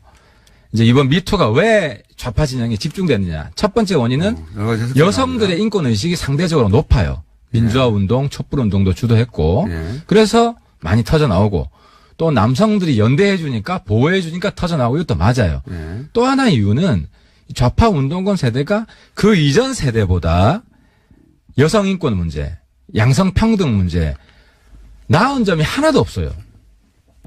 똑같거나 더 심한 면도 있어요. 예. 근데 그럼 그 이유가 뭐냐? 그 이유가 제가 볼 때는 전두환 정권 때 3S라고 했어요. 3S 기억나세요? 3S 정책? 스포츠, 섹스, 스크린. 스크린. 예. 그죠? 그러니까 우민화 정책이라고 했어. 그죠. 우민화 정책, 3S. 정치에 관심 갖지만 그걸 이거나 봐라. 그렇죠. 그러면서 포르노물이 대거 등장해서 유포가 됐어요. 그렇게 해석하신다 지금. 근데 그 전 세대는 ES 세대. ES 뭔지 모르죠. 포르노를 빼고. 아니 ES는 뭐냐면 그 전 세대는 썬데이 서울 세대야. 그러니까 좀 웃기긴 한데 아무튼 썬데이 서울. 그러니까 썬데이 서울 세대가 완전히 이 포르노의 세례를 받고 이게 그렇게 해석하시나? 사회 권력에 대한 투쟁만 하다 보니까 내면 혁명을 못한 거예요. 내면 정화를. 자, 그리고 또 한 가지 또 폭로할 게 있어. 우리 세대. 폭력. 예. MT를 가면 네. 술 먹고 남녀 가릴 것 없이 그냥 퍼질러 잔 거예요. 그때는 그랬죠. 한 큰 방에서. 큰 방에서. 네. 그러니까 MT 혼숙 문화가 있었어요. 그러니까 MT 혼숙 문화에 대해서 당시에 이것이 문제다라는 목소리가 나온 적이 없어요. 그러니까 그 과정에서 여러 가지 실수들도 많이 있었을 것이고. 그러니까 제 이야기는 뭐냐면 이번에 뭐 좌파 운동권만 집중된다고 해서 우파도 똑같다 이렇게 반박만 할 게 아니라 우리 좌파 운동권 그 세력. 갑자기 우리라고 하시면 어떡합니까? 그래서 출신이니까 과거에. 그 출신이니까 거기에 대한 총체적인 자기 고백과 자기 반성 이런 게 필요하지. 그것도 필요합니다. 당연히. 네. 예. 그러니까 저는 남성 일반으로 넓혀서도 해당되는 사안이라고 생각하는 게 이건 남녀 문제는 아니에요. 아니 그러니까 제 말은 예를 들어 저희 아버지 세대만 하더라도 사실 우리 세대가 더 심한 것 같아요. 그러니까 저 개인적인 체험, 사실 이건 굉장히 내밀한 거라서 다른 사람을 잘 알 수가 없잖아요. 근데 아무튼 저희 아버지 세대보다 제 세대가 훨씬 심한 것 같아요. 그거 이제 일부 동의하고요. 일부. 근데 전체를 우리끼리 이 얘기를 길게 하면 안 됩니다. 근데 그 일부는 동의합니다. 그러니까 소위 조국과 민족을 위해서 지금 독재와 싸우는데 뭐 지역적으로 개인적인 일탈 문제를 지금 거론하느냐 이런 인식이 과거에 있었단 말이죠. 운동권에. 그렇죠. 대의를 위해서 사적인 건 희생하라는 예. 게 있었고 여성들도 더 큰 걸 위해 싸우는데 이런 문제를 제기하면 안 된다 하는 게 있었지만 지금은 예. 소위 과거의 보수, 수구라는 게 이제는 영원한 비주류가 돼버렸어요. 그러니까 이 여성들 문제에 있어서도 이 우리 내부의 문제를 전면화시키는데, 그러니까 지금의 전선이 있어요. 그 전선은 뭐냐면 여성 대 마초 진보, 마초 좌파 이 싸움인 거예요. 제가 볼 때는. 제가 일부는 동의한다고 하는 것은 그런 실제 운동권 문화가 실제 있었다. 더 큰 일을 하는데 왜 이러냐. 억압하는 문화가 분명히 있었어요. 근데 그게 이제 지나치게 투박한 분석이라고 보는 것은 사실은 젠더 운동사를 보면 이런 역사가 오래됐습니다. 예를 들어서 인도의 독립운동 때 어떻게 여성 인권이 인도 내에서 억압됐냐는 굉장히 유명한 논문 그렇죠. 논문 같은 것도 있고요. 그러니까 여성이 이런 억압을 겪어왔던 것은 젠더 운동사 내내 등장합니다. 실제로 우리나라뿐만 아니라. 그렇죠. 등장하고 예. 그건 민주화 운동이나 다 똑같아요. 전 세계에 다른 보편적인 경험이 있는 것이고, 근데 지금 특히 좌파 운동권 욕먹는 게 네. 이분들이 겉으로는 인권 그렇게 입에 달고 살면서 안으로는 여성 인권을 억압해왔다. 그거 맞는 얘기고요. 예, 그러니까 이 점에 대해서 정말 근본적으로 반성하는 모습을 보여야 저는 위기의식을 느끼는 게 이게 세대혁명으로 갑니다. 그러니까 소위 86그룹, 386, 486, 586 이 세대가 우리 국민한테 완전히 버려지느냐 아니면은 그나마 어느 정도 우리 사회를 함께 할 수 있다, 리드할 수 있다는 게 인정받느냐가 이번 미투에 있어서 제대로 반성하느냐 그러니까 아니면 의원님, 예. 여기까지만 하시는 게 좋을 것 같은 게 일부에 맞는 얘기도 있는데 제가 보기에 동의하지 못하는 부분이 있어요. 아니 그건 동의하지 않는 게 아니라 공부를 좀 많이 안 하신 것 같아요. 젠더 운동사에 대해서. 젠더 운동사는 잘 몰라요. 근데 아무튼 이거는 상식이기 때문에 그리고 체험 하에서 말씀하시는 거. 그 이야기를 하는 거죠. 자, 이 이슈를 많이 들어가면 의원님 의도하고는 다르게 또 다른 폭탄을 맞으실 거라고 봅니다. 자, 북한 문제. 이거에 대한 입장을 보수정당에서 내놔야 될 타이밍 아닙니까? 저는 그렇습니다. 이 김정은에 대한 재평가를 해야 됩니다. 이 재평가해야 핵심은 한다. 예. 그러니까 지금 국면은 김정은 드라이브예요. 네. 김정은의 신노선. 그럼 신노선이 뭐냐? 어쨌든 김정은은 지금 개혁 개방 하고 싶어 하는 겁니다. 그렇죠. 개혁 개방 하고 싶어 하는 거예요. 그러니까 김정일 때랑 완전히 다른 겁니다. 근데 여기서 어떤 개혁 개방이냐가 중요한데 등소평식 개혁 개방이냐 박정희식 개혁 개방이냐 이 차이는 뭐냐? 중국은 핵무기를 가지고 개혁 개방을 해서 성공을 한 거고 네. 박정희는 핵무기 없이 한국식 개혁 개방을 해서 성공을 한 거잖아요. 근데 김정은이 핵무기 없이 개혁 개방하려고 하는 지금 메시지를 보내고 있는 거예요. 전 세계에. 그래서 북미회담도 지금 성사가 되고 있는 겁니다. 핵을 절대 포기하지 않을 거라고 보시는 거다는 거죠. 아니 그러니까 그 지점이 테스트해야 될 지점이라는 거죠. 우리가 북미회담을 통해서 남북 정상회담을 통해서 정말 김정은이 영구히 핵을 포기하려는 마음이 있느냐. 네. 조건이 갖추어지면. 그죠? 근데 아무리 조건이 갖추어지더라도 핵 포기할 마음이 없느냐. 그러니까 한국당이나 이쪽 보수는 어떤 상황에서 핵 포기할 마음이 없다. 그렇게 되면 실패한다고 지금 보는 거고. 그러니까 이 회담은 북한의 기만술이라고. 그렇죠. 그래서 그거죠. 기만술이라고 보는 전제하는 거죠. 거죠. 근데 만약에 트럼프 대통령하고 북미 정상회담하고 그리고 트럼프 대통령도 국내 정치적 시한이 있잖아요. 11월까지는 결과를 만들어내야 중간선거에 영향을 미칠 수 있고 하는 등등. 또 노벨상도 받아야 되고요, 빨리. 그리고 재선도 임해야 되고. 네, 그런 시한이 있고 그리고 트럼프 대통령도 4년 임기 중에 지금 그렇게 되면 2년째가 되는 거란 말이죠, 거의. 그러니까 정치적 이해관계가 맞아서 좋은 성과가 나올 거다 그 말씀. 제 말은 그렇게 해서 실제 비핵화로 가는 구체적인 로드맵이 그려지고 계속 진행된다. 그러면 이 보수 진영은 그 상황을 어떻게 대처하려고? 일본 같은 경우는 완전 태세 전환이거든요. 그러니까 이 상황이 예. 신보수와 구보수를 가르는 분기점이 될 겁니다. 그러니까 제가 계속 빨갱이 장사하지 마라. 라고 일관되게 이야기해왔잖아요. 바른미래당의 스탠스는 뭡니까, 그러면, 현재? 그러니까 바른미래당도 단일한 목소리는 아닌데 다수의 목소리는 유승민 대표는 지금도 여전히 그 압박과 제재만이 가장 중요하다고 주장하고 있잖아요. 북한의 유 대표는 예, 압박과 제재가 한 6? 이게 잘 돼야 대화도 잘 된다. 이런 입장이죠. 6이 아니라 9 정도 되던데 항상 강조할 때 보면. 아무튼 근데 이제 네. 청와대에 가서도 지금 북한이 말하는 게 뭐가 변했냐, 변한 게 아무것도 받아들일 수 없다, 이거 아닙니까? 그러니까 이제 그런 목소리가 여전히 필요하다고 좀 봐요. 야당이기 때문에 더더욱. 그러니까 자유한국당의 차이점이 뭐냐, 이거죠. 차이점은 명백하잖아요. 저희 당의 지금 다수 목소리는 문재인 대통령 과감하게 밀어주자, 이제는. 유 대표는 아닌 것 같은데요. 유 대표는 압박을 강화해야 된다. 그러니까 좀 쓴소리도 해야 된다. 근데 이건 야당이기 때문에 괜찮아요. 아니, 그거는 자유한국당이 실컷 하고 있잖아요. 근데 유 대표가. 자유한국당은 예. 100% 쓴소리만 한다. 이런 사람들로 구성된 집단이고 우리는 유 대표뿐만 아니라 한 7대3, 8대2. 그러니까 과감하게 밀어주자, 이 국면에서는 여야 없다. 대표가 지금 바른미래당에서는 소수입니까? 목소리는 그렇죠. 목소리는. 그러니까 박주선 대표나 그러니까 유 대표 지금 상례적인 쓴소리죠. 보수 정당은 안 됐으면 좋겠다. 잘 되지 마라. 뭐 이런 자꾸 고춧가루 뿌리는 거고 유 대표는 안 될 가능성이 실제로 있어요. 그건 부정할 수 없어요. 있다는 사실을 환기시켜 주면서 잘 되는 방향으로 나가려고 잘 하는 되는 거죠. 방향에 대한 멘트는 없던데요.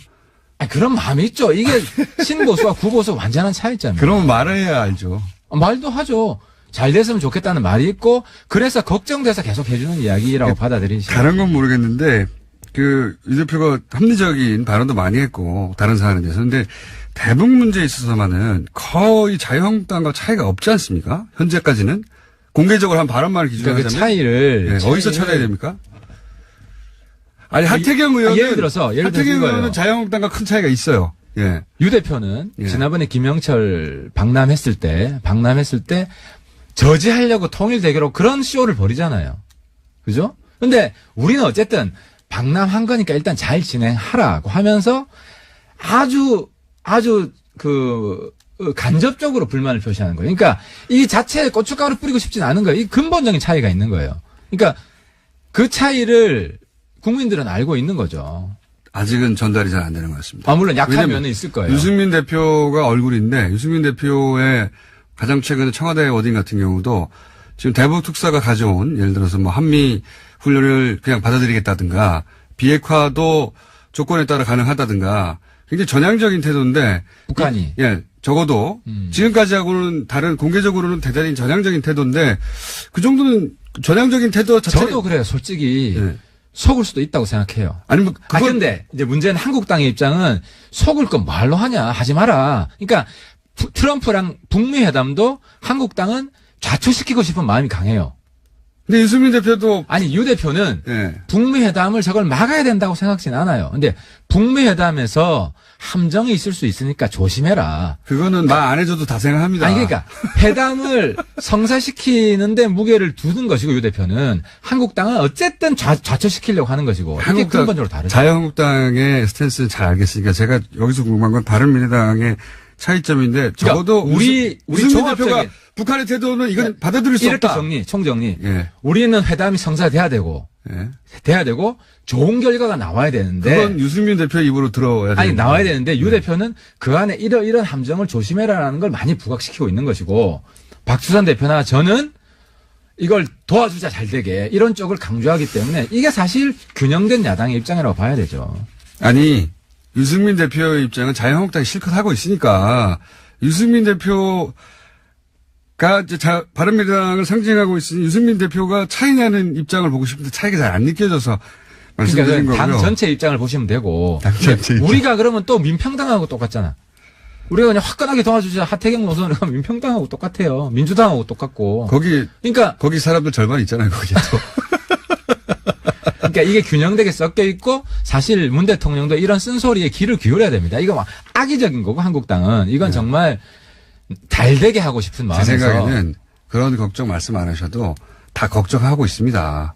당연히 어떻게 장밋빛으로만 바보도 아니고. 그래 저는 인정해요. 예, 예. 걱정하고 있는 것 같아요. 예. 근데 어제 문 대통령이 잘 이야기했는데 이번 기회는 정말 오기 어려운 정말 오기 어려운 기회죠. 찬스예요. 그러니까 이 찬스를 저는 그래서 야당 참모론을 이야기하고 싶어요.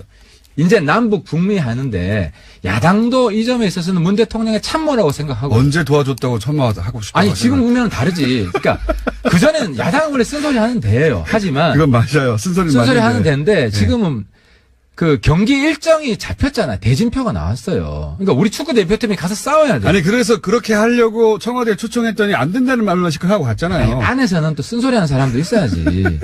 이건 어떻습니까?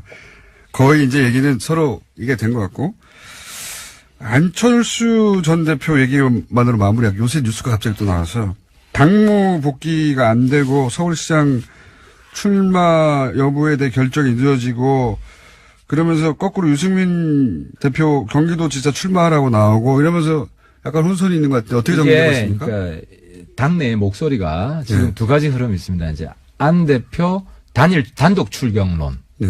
그다음에 안유 동시 출경론. 네. 그러니까 처음에는 이제 안 대표가 이제 서울시장 출마하고 유 대표는 선대위원장을 해서 네네. 전국적으로 도와주고 네. 이런 게 다수였는데 지금은 안유가 같이 뛰어야 된다 선수로. 그런 목소리도 있다. 목소리가 지금 강해지고 있어요. 그거는 이제 강해지고 있기 때문에 안철수 서울시장 조기 등판론이 지금 조금 수그러들고 있는 거죠. 국민의당 쪽에서 주로 그런 목소리가 나오는 것 같던데. 국당도 있고 바른당, 국당이 세고 바른당 출신 내부에서도 네. 우리가 이번에 걸어야 된다.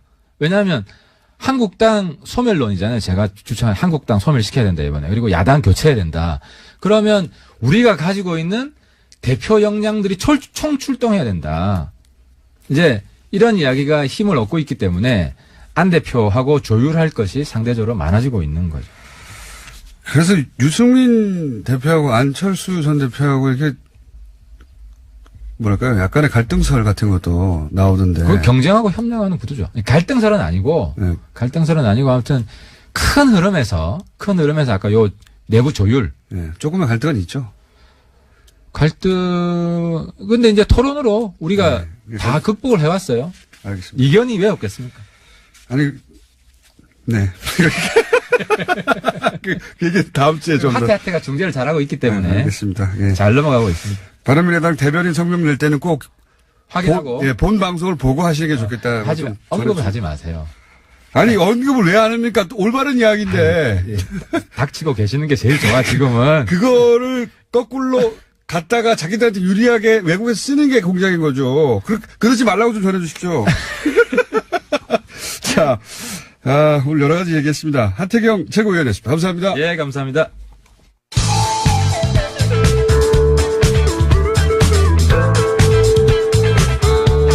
상식이 통하는 세상을 만들고 싶은 시사 요정 김어준입니다.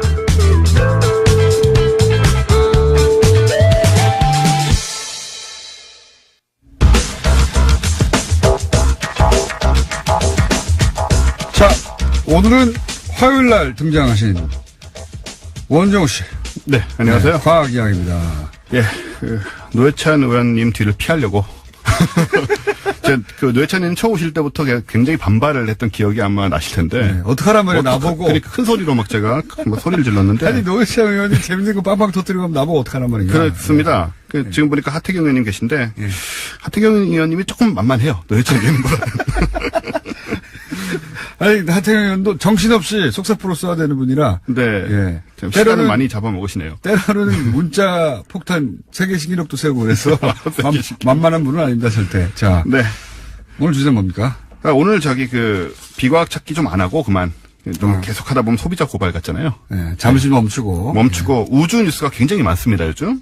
우주 뉴스는 사실 저는 관심이 많아서 상장 찾아보는데 항상 있어요. 항상 있어요. 근데 이게 탑 뉴스가 안 되는 경우가 대부분이죠. 그렇죠. 사실 특히 우리나라 언론에서 우주 뉴스 같은 거를 좀 무게 있게 안 다뤄주는데 외국에서는 탑이 되는 경우도 많습니다. 뭐 뉴욕 타임스나 이런데. 네, 저는 개인적으로 제 생에 우주는 한번 가보고 싶어서 돈을 많이 모으셔야죠. 그게 중요합니다. 그 여행비가 비행기에 한 5배 정도로 떨어질 때까지 기다리고 있는 중인데 그게 될래나 모르겠습니다. 글쎄요. 예. 아마 어렵지 않을까 싶은데 어쨌든 우주 뉴스 전 관심 많거든요. 네, 일부러 우주 뉴스 찾아봅니다. 3일이 멀다 하고 나오는데요. 네. 일단 그냥 짧게 소개시켜드릴 거 하나 뭐냐면은 지난 수십 년 동안 우리 은하의 2~3배 정도 크기로 이제 안드로메다 은하가 크다라고 생각을 해왔어요. 근데 갑자기 안드로메다 은하가 훨씬 작아서 우리 은하와 비슷한 크기일 것 같다는 뉴스가 있는데 네.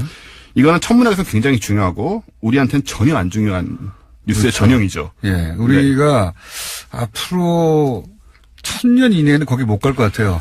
네, 1000년으로도 쉽지 않을 겁니다. 예, 1000년 이내는 못 갈 것 같으니까 전혀 중요하지 않은데 이게 뭐 때문에 천문학계에서 중요하냐면 뭐 크기도 물론 중요하지만 아주 먼 미래 안드로메다 은하하고 우리 은하가 충돌할 거거든요. 수십억 년 후에 한 4~50억 년 후에. 네. 그래서 굉장히 중요하다고 합니다. 수십억 년 후에 역시 우리에게는 전혀 상관없는 얘기일 수 있는데 그래서 오늘은 천문학에서도 중요하지만 일상에서는 더 중요할지 모를 뉴스 하나를 가지고 나왔는데요. 네. 요거는 미국의 나사가 지구를 위협하는 소행성에 대응해 핵폭탄을 사용하는 구체적인 플랜을 두고 나왔습니다. 아마겟돈 영화. 예, 그게 이제 구체화되는 거죠. 예.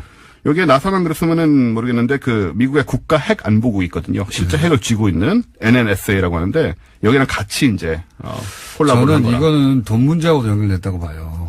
이제 핵은 고도화돼서 더 이상 갈 데가 없을 정도로 발달했거든요. 네.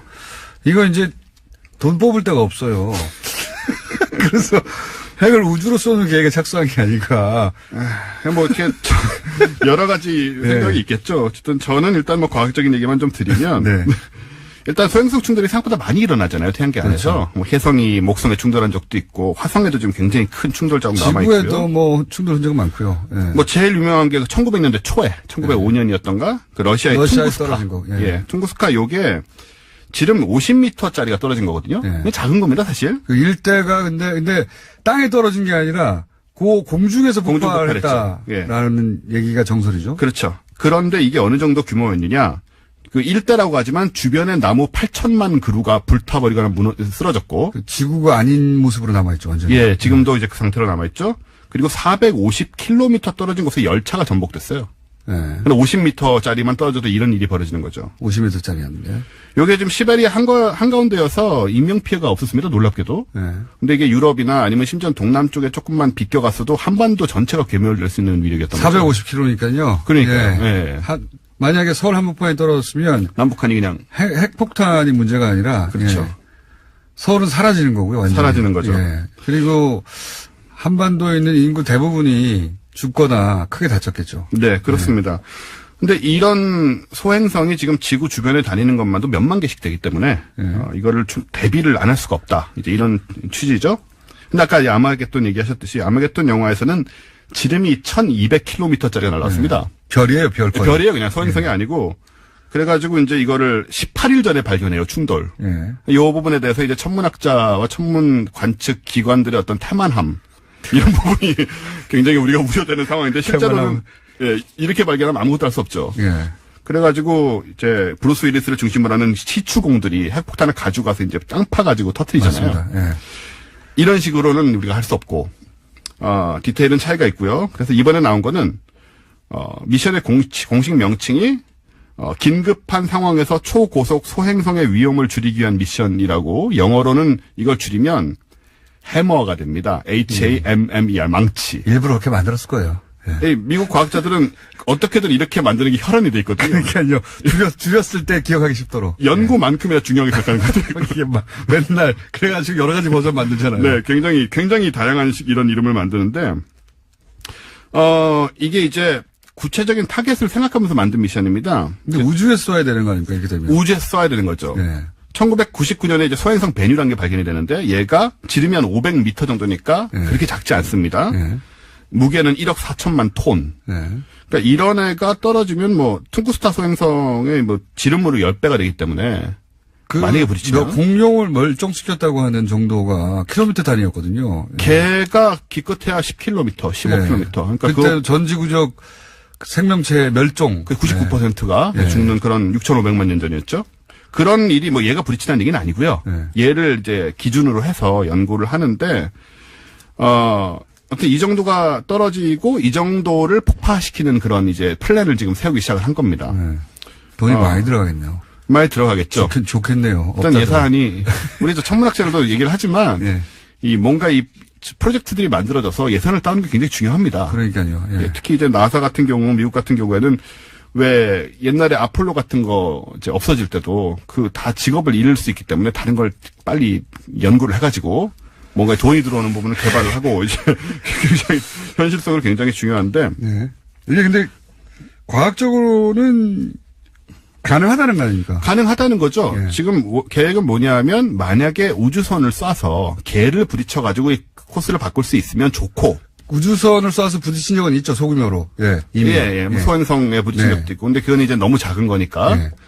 그게 충돌 실험을 한 적이 있죠. 예, 한 적이 있습니다. 뭐 왔다 갔다 하면서만 한두 번 있었는데.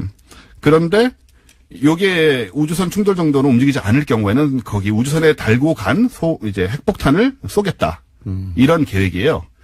근데 이제 이 소행성을 소멸시키는 게 아니라 궤도를 바꾸는 정도부터 시작해서 여러 가지 플랜이 예전부터 제가 들어본 것 같아요. 그렇습니다. 이제 소행성 크기에 따라 다른 거죠. 네. 이제 아주 작은 거는 부숴버릴 수도 있겠지만 또 너무 큰 건 안 부서지니까 이 아마겟돈 이런 거는 뭐 이 핵폭탄 이거 200m 파가지고 넣어봤자 말도 안 되는 1200km인데 두께가 예. 절대로 부서지지 않죠.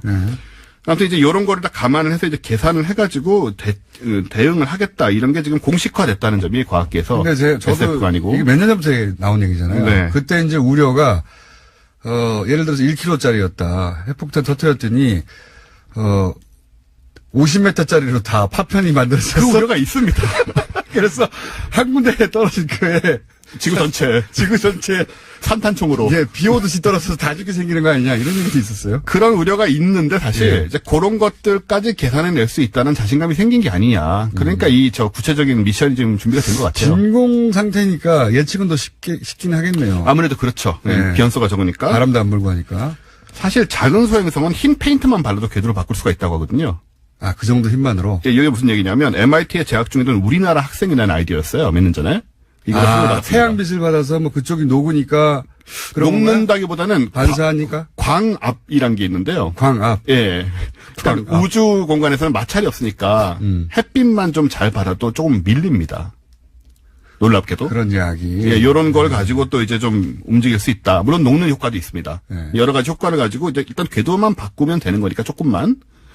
가능하면 멀리 있을 때 해야지 되겠네요. 그렇죠. 그래서 굉장히 중요한 게 전에도 한번 얘기 드렸지만은 가장 얼마나 일찍 발견하는가 이거를 18일 전에 발견해서는 가능성이 전혀 없고요. 네. 우리는 이제 지금 천문학자들은 수십 년에서 수백 년 전에 발견하자. 정말 그 정도 프레임을 세워요. 수백 년 전에. 예, 수백 년 전에 발견하면은 뭐 아무리 큰 게 와도 수백 년의 시간이 있지 않습니까? 그 사이에 미리 쏴서. 예, 과학 기술을 총집결해서 어떻게 막으면 가장 좋게 막는 건지를 수백 년 동안 연구할 수 이렇게 있고. 멀리서 막자. 아예. 그렇죠. 그리고 시간을 벌자. 연구할 시간을 벌자. 그래서 만약에 이제 얼핏 지금 했다가 안 될 그런 걸로 섣불리 하지 말고 시간을 두고 수십 년, 수백 년 동안 인류의 모든 과학기술을 총집결해서 저걸 막자. 정말 이런 생각을 하고 있습니다. 수백 년 프로젝트니까 수백 년 예산이 확보될 수 있겠네요. 그렇네요. 예. 네, 아무튼 뭐 그런 식으로 이게 SF가 아니고 이제 현실로 되고 있다. 근데 소행성은 언제의 문제일 뿐 부딪히긴 부딪힐 것이다. 언제나 부딪히니까요. 이건 과학적 팩트니까요. 네, 몇 년 전에도 이제 러시아 상공에서 하나 터져가지고 네. 아주 뭐 퉁구스카 같이 그래 되진 않았지만 꽤나 이제 몇백 명이 다치고 이런 일도 있었고요. 저는 이 프로젝트 우리나라도 발동 걸쳤으면 좋겠어요. 사실 이런 거 좀 사실 우리 관측은 하고 있습니다. 근데 이런 거 좀 걸쳐가지고 좀 네. 관측 파트 우리가 맡을게 이런 거. 네. 자, 원종우 씨였습니다. 예, 감사합니다. 내일 뵙겠습니다. 안녕.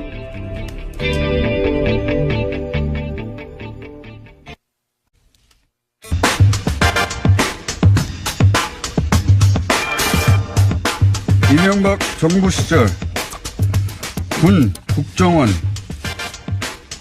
이어서 경찰이 댓글 활동을 했다. 예. 어제부터 터져 나온 뉴스죠. 더불어민주당 이철희 의원 스튜디오에 나와 계십니다. 안녕하십니까? 네, 안녕하십니까. 큰 건입니다. 예.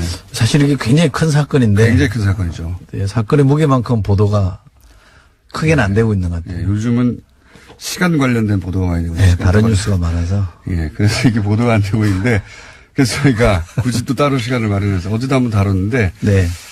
문제 제기를 하신 이철희 의원을 직접 스튜디오에 모셨습니다. 이게 그러니까 지금 문서로 확인된 거죠, 이게. 그렇죠. 네. 이게 이제 확인되는 과정이 좀 묘한데요. 예. 처음에는 사이버 사령부 댓글은 워낙 뭐 알려진 사건이잖아요. 사이버 사령부가 만든 문건을 보면 경찰과 협조해서 뭘 했다라는 그렇죠. 기록이 남아 있어요. 한 줄 나와요, 한 줄. 네. 예, 저도 본 적 있습니다. 예, 그거가 이게 뭐지 이렇게 생각을 하고 있었는데 네. 뭐 제가 이제 국방이니까 경찰 쪽에는 자료 요구를 할 수 있는 권한이 없거든요. 네. 근데 마침 제가 사개특위에 들어가서 네. 사법개혁 특별위원회 예, 자료 요구를 할 수 있는 권한이 생겨서 권한이 생겼어요. 그래서 경찰 쪽 사람들 만나서 사이버 사령부 자료 이런 게 나온다. 그러면 당신들이 뭘 했는지를 체크를 해봐라. 네. 스스로 한번 체크해보는 게 필요하지 않겠냐. 그래서 TF를 만들어서 조사를 했어요. 아, 내부 TF를 만들어서. 네. 네. 그래서 이제 블랙펜이라는 거죠. 그게 이른바 블랙펜 관련해서 경찰이 뭘 협조해줬는지. 사이버 사령부의 레드펜 해당되는 거죠. 그죠. 네. 레드펜, 블랙펜 같이 혼용하는 용어인데요. 그 민간인을 상대로 한 유명하지 않은 일반 네티즌들을 다 작업을 했다는 거죠. 댓글 작업을 그렇습니다. 했고. 그 리스트 만들어서 이제 예, 조치를 하는데 괴롭히고 막. 그 조치가 뭔지를 자기들이 따져보다가 네. 엉뚱하게 나온 거예요. 그게 거기서 이제 어떻게 삭제되지 않고 남아있었을까요? 문서가 하나 나온 건데 네. 보기에 따라서는 좀 이상한 문서인 거죠. 그래서 이게 뭐냐라고 확인하는 과정에서 경찰도 댓글을 달았다라는 네. 게 확인이 돼서 진술이 나왔죠. 네. 문서도 나오고 진술도 나오고 그러니까 난리가 난 거죠. 이걸 어떻게 해야 되나 이른바 뜨거운 감자 아닙니까? 네. 그래서 전전긍긍 하다가 저도 어차피 알고 있는 사실이고 또 한겨레가 취재를 계속 했기 때문에 네. 속된 말을 덮을 수는 없다라고 판단하에 어제 경찰청장이 나와서 특별조사본부로 수사본부를 만들어서 네. 있는 그대로 파헤치겠다 이렇게 얘기를 했습니다. 그 파헤치겠다는 내용조차 또 기사로 안 나옵니다, 잘. 물론 기사는 있는데 찾을 수가 없어요.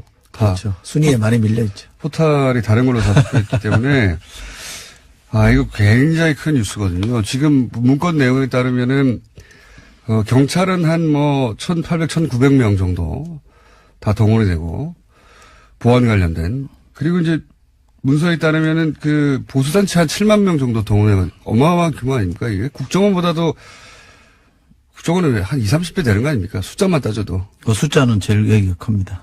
그러니까 제일 큽니다. 그러니까 경찰이 사이버 사령부 댓글 다른 사람 수, 아이디가 아니라 사람 수를 따지면 130, 140명이거든요.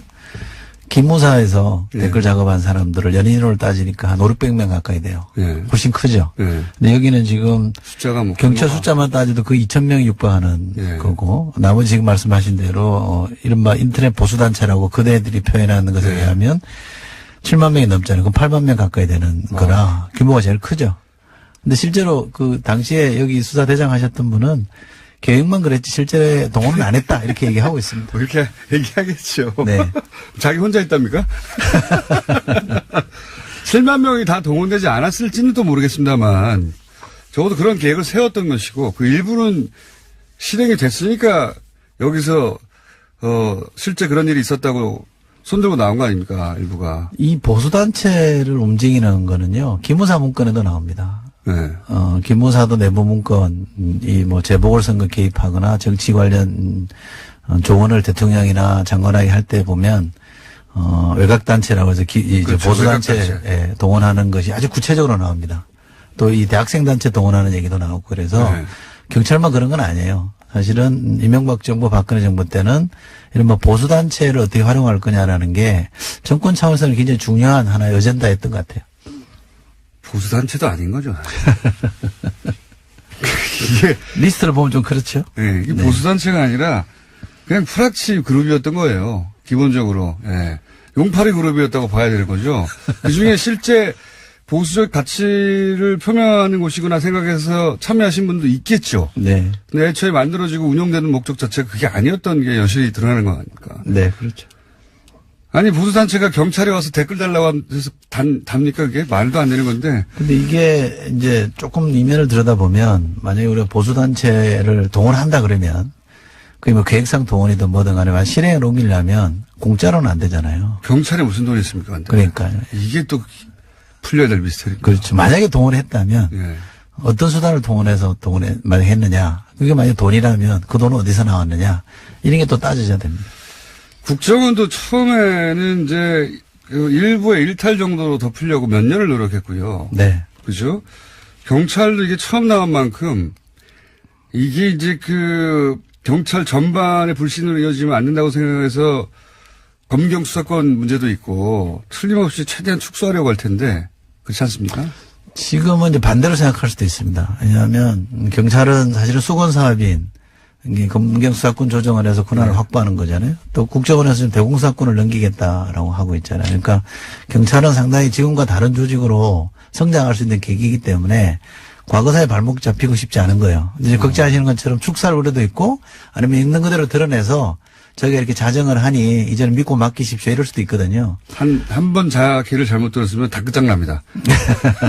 저는 후자의 가능성을 좀 열어놓고 있습니다. 그랬으면 좋겠는데. 네. 예. 근데 이 일에 관여한 분들이 상당수 1,800명이 넘으니까 현직에 있을 가능성이 높지 않습니까? 그게 문제입니다. 많은 분들이 현직에 있죠.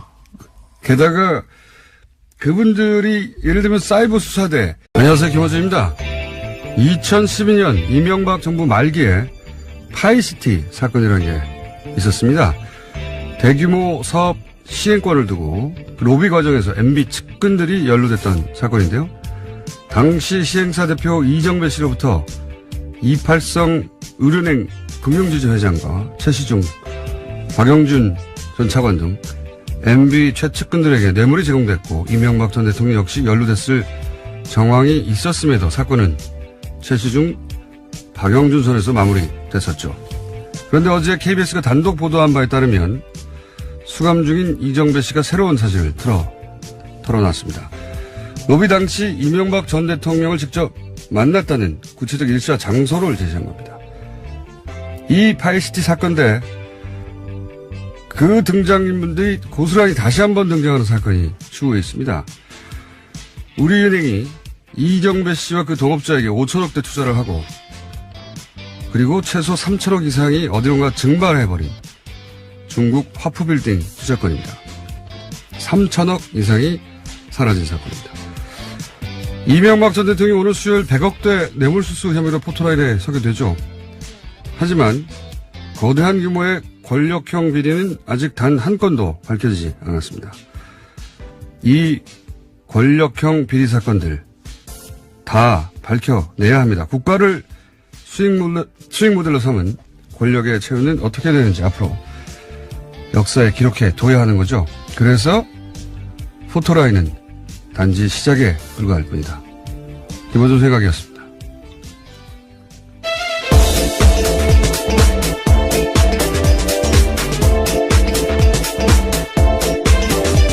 시사인의 김은지입니다. 이 파이시티 사건 진짜 오래된 거거든요. 네, 그렇죠. 갑자기 뜬금없이 어제 KBS의 단독으로 이야기가 나왔어요. 예. 네, 당사자가 입을 열었기 때문인데요. 예. 이정배 씨라고. 이 파이시티 사건은 워낙 오래돼서 기억이 가물가물하실 텐데 원래 이명박 전 대통령 서울시장 임기 말에 이게 결정된 거예요. 네, 2006년 정도였던 걸로 기억하는데요. 12년 전인 거죠. 예, 네. 예. 그때 이명박 전 대통령이 서울시장 임기 종료 50일 전쯤에 이 사업이 확정되고 그러니까 여기 연루됐던 사람들은 이름이 거론됐던 사람들은 이걸 확정할 수 있는 사람들이 아니에요. 그걸 할 수 있었던 사람은 유리 이명박 전 대통령이 서울시장일 때 서울시장 권한으로 하는 거였거든요.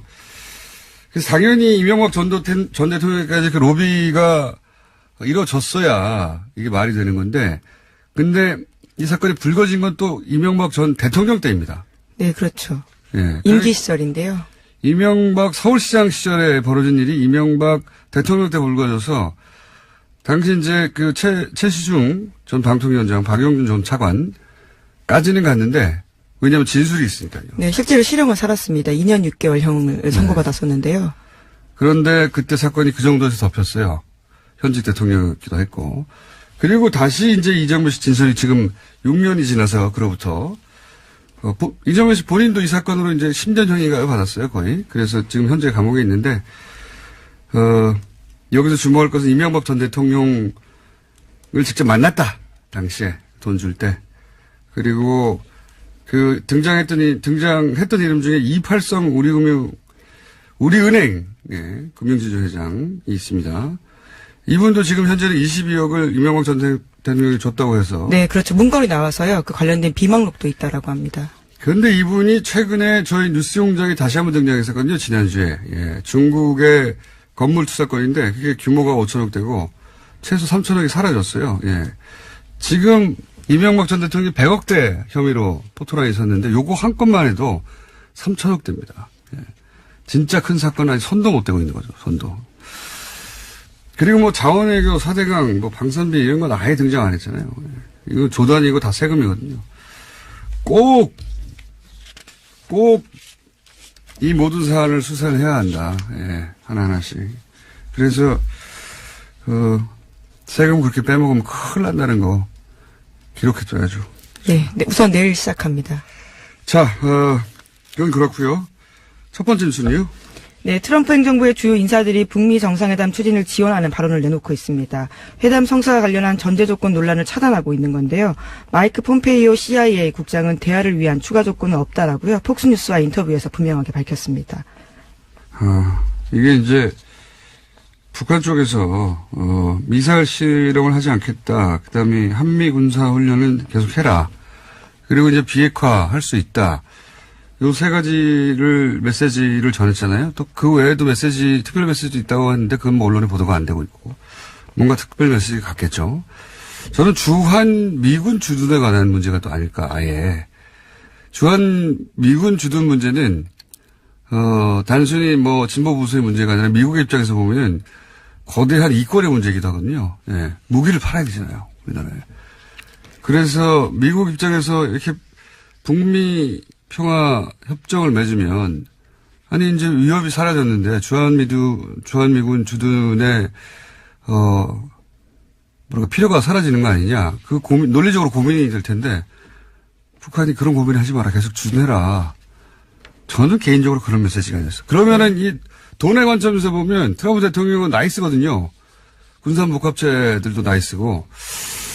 물론 뭐 개인적인 생각입니다만. 네, 물론 굉장히 많은 예측들이 나오고 있는데요. 대사관을 짓겠다. 또 억류되어 있는 미국 사람을 풀어주겠다라는 식의 이야기도 있습니다. 근데 그 이상을 제안했을 거라고 보시는 거죠? 그렇죠. 미군 풀어주는 문제는 뭐 다들 거론하는데 너무 작아요. 트럼프 대통령의 이 자기 이익의 관점에서 보면 뭐 상징적인 퍼포먼스는 될지언정 만면에 미소를 짓게 할 만큼의 뉴스는 아니라고 좀 제안은 아니라고 보거든요. 그건 패키지로 들어갔을지 모르겠지만 더 크게 장사 계속할 수 있다. 예. 한반도에서 무기 이 제안이 가지 않았을까. 좀 개인적인 생각입니다. 이런 사건을 수사하라고 만든 곳에서 이런 일을 했으니까 자기 부정도 해야 되고 해야 되는데 이게 쉽겠는가. 국방부한테 스스로 조사를 맡겼을 때 국방부가 항상 축소됐듯이 그런 우려가 있습니다. 그런 우려 있는 건 사실입니다. 네. 그래서 이제 계속 들여다보고 관심을 갖고 이제 문제 제기를 해야 되는데 국정원도 보면 정권이 바뀌고 나서 새 정부 들어서고 나서 내부 적폐 청산하는 거를 대대적으로 했거든요. 제대로 했습니다, 사실은. 그리고 국방부 내 재조사 테이프를 만들어서 심도 있게 합니다. 그래서 기무사 댓글도 밝혀냈거든요. 그러니까 지도부가 경찰청 지도부가 얼마나 의지를 갖고 하느냐가 관건이기 때문에 저는 그 의지만 갖게끔 독려를 제대로 하면 할 수 있을 거라고 보고요. 안 그러면 수사권 조정인 인원의 사법개혁이 다 헝클어지죠. 이 가장 큰 의문은 이 정도 대규모 작업이었는데 어떻게 몰랐을까요, 경찰 내부에서? 경찰 내부에서 이거 어떻게 보안이 유지가 됐느냐. 그러니까요. 경찰은 워낙 큰 조직이라 네. 그리고 다양한 성향의 사람들이 섞여 있기 때문에 일괄 통제가 안 된다고 알려진 거거든요. 예. 그렇죠. 기본적으로 너무 방대해서. 네. 그래서 이 문제를 들여다보는 분들이 경찰대 라인을 좀 주목을 합니다. 경찰 내라니요? 네. 이 사건과 관련해서도 핵심 라인 개선상에 라인 선상에 경찰대 출신들이 있어서 경찰대 출신들이 이걸 다 경찰대 전부가 관여한 건 아니지만 관여한 사람들은 경찰대일 확률이 높다. 실제로 확인된 겁니다. 그래서 그래요? 이 경찰대 라인이 일사불란하게 움직인 거 아니냐 이런 가설을 갖고 보는 분들도 있는데 아직 확인된 건 아니고요. 네. 그 자리에 있었다는 경찰대 출신은 맞지만 그분들이 짬짬이를 해서 뭔가 했다는 건 아직 확인이 안 됐기 때문에 조심스러운 점은 있고요. 운이 좋았다고 봅니다, 저는. 왜냐하면 댓글 사건이 맨 처음에 공론화된 거는 국정원에서 터졌잖아요. 국정원께 터지고 네. 그다음에 사이버 사령부께 네. 터졌잖아요. 그때 아마 기무사하고 경찰은 지우기 바빴을 겁니다. 엄청나게 지원했겠죠. 그렇죠. 모든 증거를 인멸하게 해서 저거 쟤들 죽는 거 봐. 그러면서 그렇죠. 예. 그거 지우기 바쁘고 뭐 서로 말 맞추기 하고 이랬던 거라 숨겨져 있었던 건데. 그걸 몇 년간 했을 텐데요. 몇 년간 했죠. 그래서 나온다는 게 기적적입니다, 지금. 기적이죠. 근데 진실은 어딘가서는 단서가 있는 것 같아요. 아, 근데 그게 이제 말을 하긴 좋은데, 그때 당시 PC 다 날려버리면 되거든요. 그렇죠. 예. 그게 네. 어떻게, 저는 이 문서가 남아있다는 자체가 기적적이라고 봐요. 그러니까 제가 사이버 사령부나 군의 댓글 공장을 보면서 놀란 거는 많이 추웠어요. 네. 근데 엉뚱한 데 남아있어요. 예를 들면 청와대가 회의를 소집해서 군추를 타워 역할을 했거든요. 청와대 회의록은 없어요. 근데 회의 갔다 온 사람들이 자기 부대장한테 보고한 문서가 남아있어요. 그 본인들이 예상했던 곳이 아닌 곳에서 태어난다. 그렇죠. 예. 야, 경찰, 이 뉴스가 나오자마자 또 지우기 시작했을 겁니다, 이제. 다시 찾아가지고. 이게 정말 어디까지 밝혀질지 모르겠는데, 지금 이제 경찰 내부적으로 착수한 거죠? 하고 있습니다. 예, 네. 어제부터 했고요. 꼭 우리가 좀 알았으면 하는 큰 틀은 이런 겁니다. 2008년 2월 달에 이명박 정부가 등장을 했잖아요. 곧바로 광우병 때문에 촛불을 들었잖아요. 네. 촛불 시위가 있었잖아요. 그래서 대대적으로 밀렸습니다. 정권 입장에서 볼 때는 청와대 수석도 사퇴하고 이런 난리법석이 있었잖아요. 정권 위기였죠, 7월 예. 직후부터. 그 위기 직후에 대대적인 반격을 합니다. 예. 그래서 이제 한 축은 이른바 제도 언론을 장악한다 그래서 미디어법을 그해 12월에 발의를 해가지고. 종편이 탄생하게 되죠. 그렇죠. 그래서 예. 그 다음에 7월에 날치기 통과시킵니다. 예. 그게 이제 제도 언론을 장악하는 방식이고, 이른바 이제 이 소문이 자기들 표현을 하면 괴담이 만들어지는 거는 인터넷 여론. 예. 인터넷 그때는 SNS 활성 안 됐습니다만 이걸 장악하기 위한 그림을 그리는데 그게 이제 국정원, 기무사, 사이버 사령부, 경찰 이게 이제 동원이 됩니다. 기무사가 맨 먼저 시작을 했고요. 그게 2008년 8, 9월부터 시작을 합니다. 예. 그 다음에는 국정원이 그 다음에 5월부터 하죠. 2009년 5월부터 시작을 하고, 사이버 사령부는 2010년 1월에 출범했으니까 그때부터 또 합니다. 예. 경찰은 2011년부터 본격적으로 했습니다. 순서가 이렇게 되는 거죠. 이게 총동원돼서 여론을 좀 조작하려고 했던 시도를 한 겁니다. 정보기관하고 사정기관이 총동원된 겁니다. 여기서 그렇죠. 빠진 곳은 검찰밖에 없어요. 검찰 어디 댓글 문제 나오면 아마 기절할 거예요. 그렇게는 아닐 거라고 보는데. 아닐 겁니다. 예. 네. 거기는 이런 만한 숫자가 안 나오죠. 기본적으로. 숫자도 안 나오고. 예. 또 검사들 중에는 양심적인 검사들이 있었잖아요. 경찰은 아닙니까? 다 있는데 그건 상관없는 것 같아요. 근데 이제 검찰은 조직 특성상 그럴 여력이 없다고 좀 생각이 드는데. 그렇죠. 하도 다 나오니까요. 예. 네. 검찰 하나 빠진 거예요, 지금. 지금 그렇습니다. 정보와 사정을 하는 곳을 따져보자면 모든 조직이 총망라됐는데 검찰만 빠져 있는 상황이다. 네, 그렇습니다. 그 정도입니다, 지금. 이거는 사실은 뭐 지나간 일을 자꾸 이렇게 파헤치냐 이렇게 문제제기하실 분도 있을지 모르겠는데 국가기관 이걸 하면 안 됩니다. 절대 안 되죠. 절대 안 되는 겁니다. 저는 경찰이 제일 충격적이에요. 네. 군과 국정원보다. 그래서 이거는 제대로 이렇게 규명을 해서 책임을 물어야 되고요. 제도도 바꿔야 됩니다. 경찰법에 보면 이게 정치 관여 금지라는 게 좀 명시가 안 돼 있습니다. 국정원법에는 그게 돼 있거든요. 구조에. 아예 못하게 막아놨습니다. 경찰도 그거는 차제에 저는 법을 좀 바꿔야 된다고 봅니다. 그건 너무 상식적이라 네. 아예 안 넣겠죠. 아니 글쎄. 시위하고 있는데 거기 가서 같이 뛸 수도 없고요. 본인들이 동의한다고 해서. 상식적인 안일을 했으니까 이제는 제도적 장치를 만들어야죠. 그리고 오신 김에 이제 가시기 전에 시간 다 됐는데 네.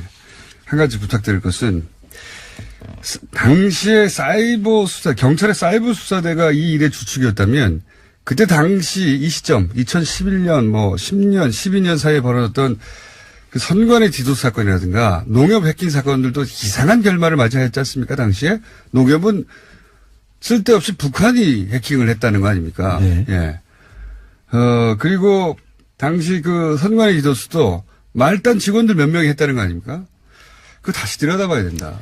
다시 들여다볼 게 많아요. 어쨌든 이런 조건들에서 이제 그 미국의 극우 언론이라고 불리는 폭스에서 질문을 한 거죠. 도대체 조건이 뭐냐?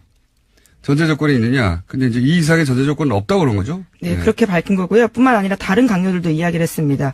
재무장관도 MBC 방송에 나와서요. 그런 비슷한 이야기들을 했고요. 또 라스샤 백악관 부대변인도 그 외에 추가적 조건은 규정된 것이 없다라고도 밝혔습니다. 이게 말이죠. 굉장히 희한한 데자뷰 같은 게 느껴져요.